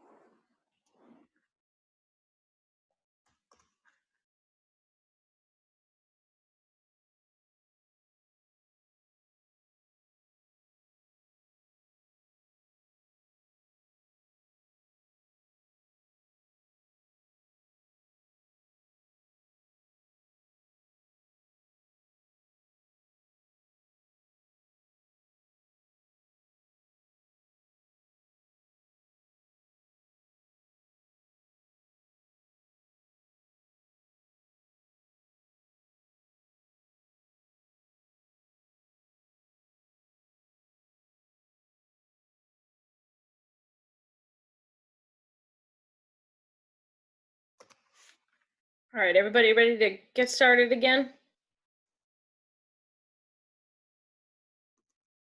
Yep.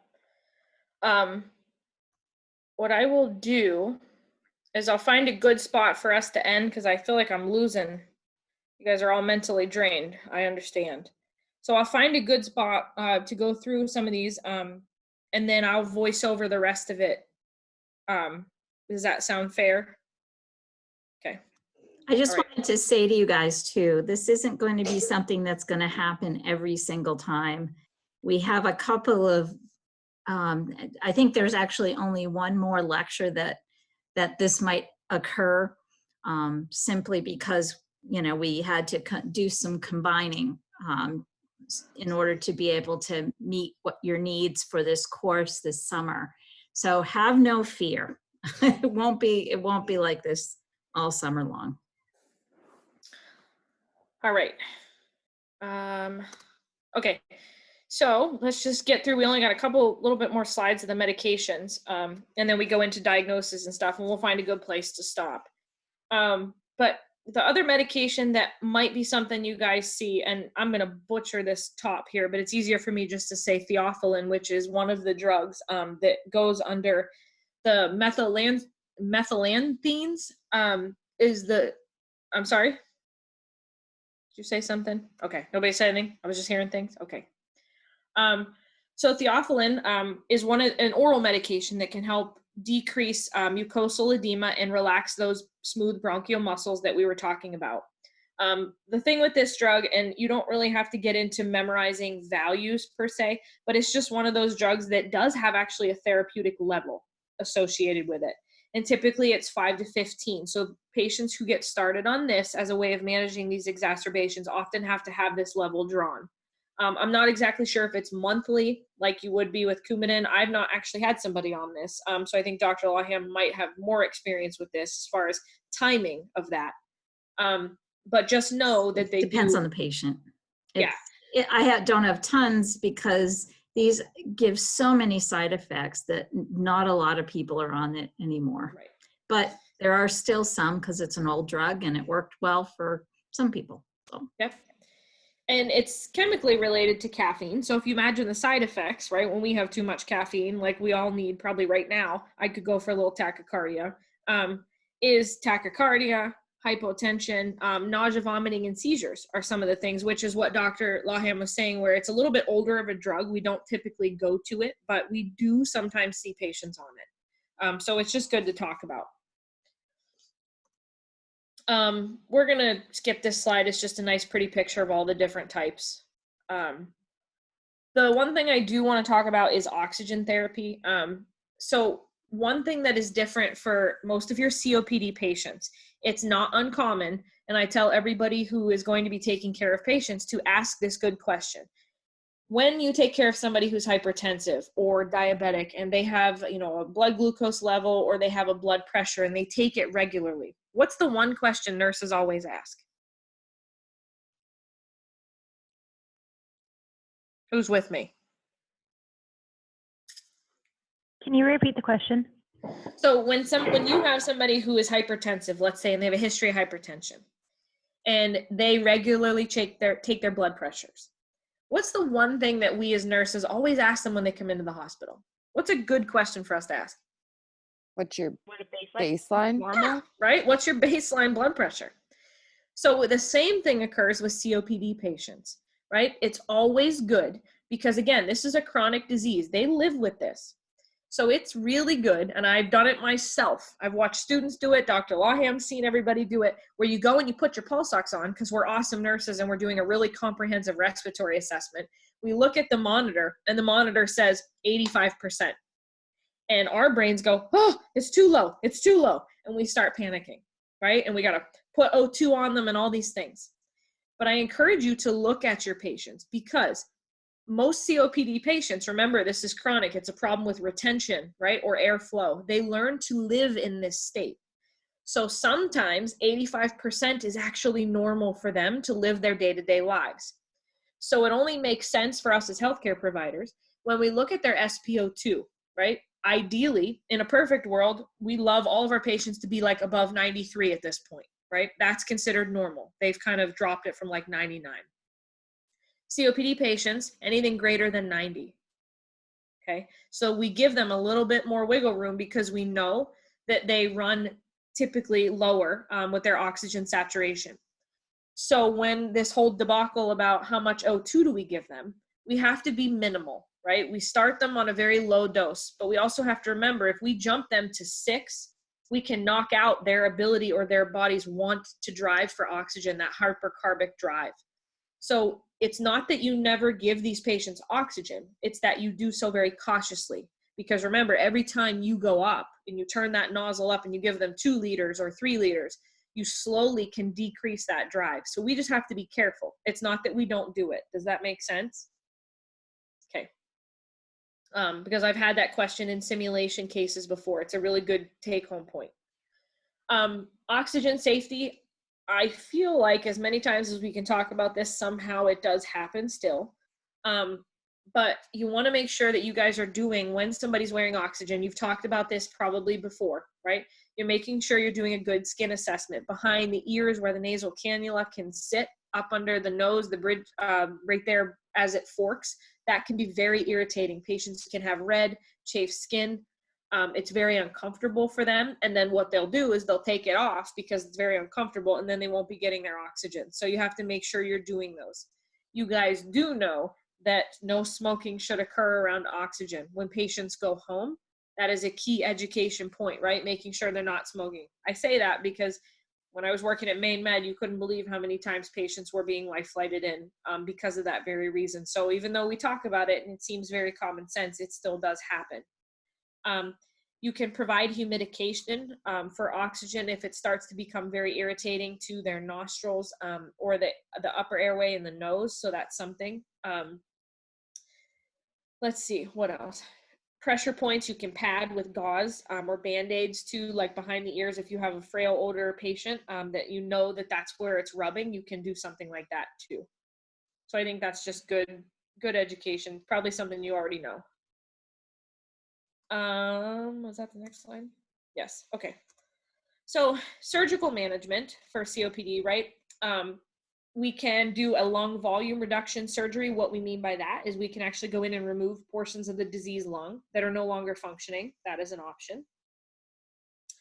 A bulectomy, where we have these large bullae, or these areas of dead space, as we call them, can be resected. If that's something that I've only seen that successfully done a handful of times. And then we can have a lung transplant. That's actually pretty rare. It's becoming more common and more successful, but the success rate is not as high as we would like it to be, so we sort of steer away from that. But out of the two, the single lung is the most common. You can imagine why. A double lung transplant is very risky, especially if it doesn't take. And what we're aiming to do with that really is prolong life and the quality of life. And rejection and the effects of immunosuppressive therapy are obstacles, of course. Any organ can be rejected, and the immunosuppressive drugs that we choose are very, very dependent upon that organ's success rate. So it's risky. So we don't do it often, but it can be done. Pulmonary rehab and patient education is important. Our primary goals of rehab, of course, maintain effective oxygenation, right? Airway, breathing, circulation. That's never changed throughout this whole 4 hours of our lecture today. Good exercise and nutrition, maintaining their independence, autonomy, and ADLs, right? Palliative care is something that we should also think about as well, how they manage this stuff when they go home, and how they promote those ADLs and get into sort of a newer baseline or function of their life. That's a huge part of our education as nurses.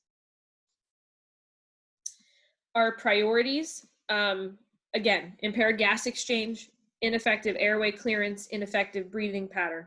All of this goes back to our ABCs, right? I can't tell you that enough, that your ABCs are our priorities in this, this entire lecture. Where was I at? Okay, so nursing management, again, doing a good assessment, review those diagnostic tests, right? Meter dose inhaler patient education. I'm not sure if we have talked about it yet, about good, proper inhaler education. Just by the shake of your head, you can give me a thumbs up, whatever you want. How many of you guys know about how the best way to give inhalers? Everybody's doing a thumbs up. Dr. Lawham, is that everyone? Have you gone through that before? Yes? Okay, so you don't want me to go over it again, is what you're saying. I'm actually really not clear on it. Who said that? I've been over it, but it was never clear. Okay. Let me see where I had that somewhere. And oh, here. Okay, we'll just jump to this. So this one I actually read well, and I think this is a good, because I like pictures and I like that. So one of the first things with inhalers, right? We talked about good oral hygiene and how it can be very irritating, anything inhalation. So that's one of the first things, regardless of what drug we're talking about, that goes through an inhaler. That's actually a good part of your education, right? After they use that, it's good to do that good oral hygiene. But first, we're going to remove the cap, right? No matter what the inhaler looks like, whether it's a circular disc device like the Ceravent, or if it's one of these. And you're going to shake the inhaler, right? Shake it nice and good. Hold the inhaler, of course, just like she's doing. So index finger at the top, and then you'll kind of sturdy it with your thumb. Have the patient sit up. The head of the bed has to be at least 30 so they can get good intake. And have them tilt their head back a little bit, and that opens the airway for them, okay? Take a nice little deep breath and exhale away from that inhaler. When they are about to inhale, they put their mouth on the inhaler, and you have them breathe in at the same time that they push that button to release the medications. So they're taking that big, deep breath in. It's got to be nice and slow. And they're going to hold their breath for about 10 seconds just to make sure that that medication is actually getting inside there. And then they're going to exhale slowly through their nose or their mouth. So I like this little...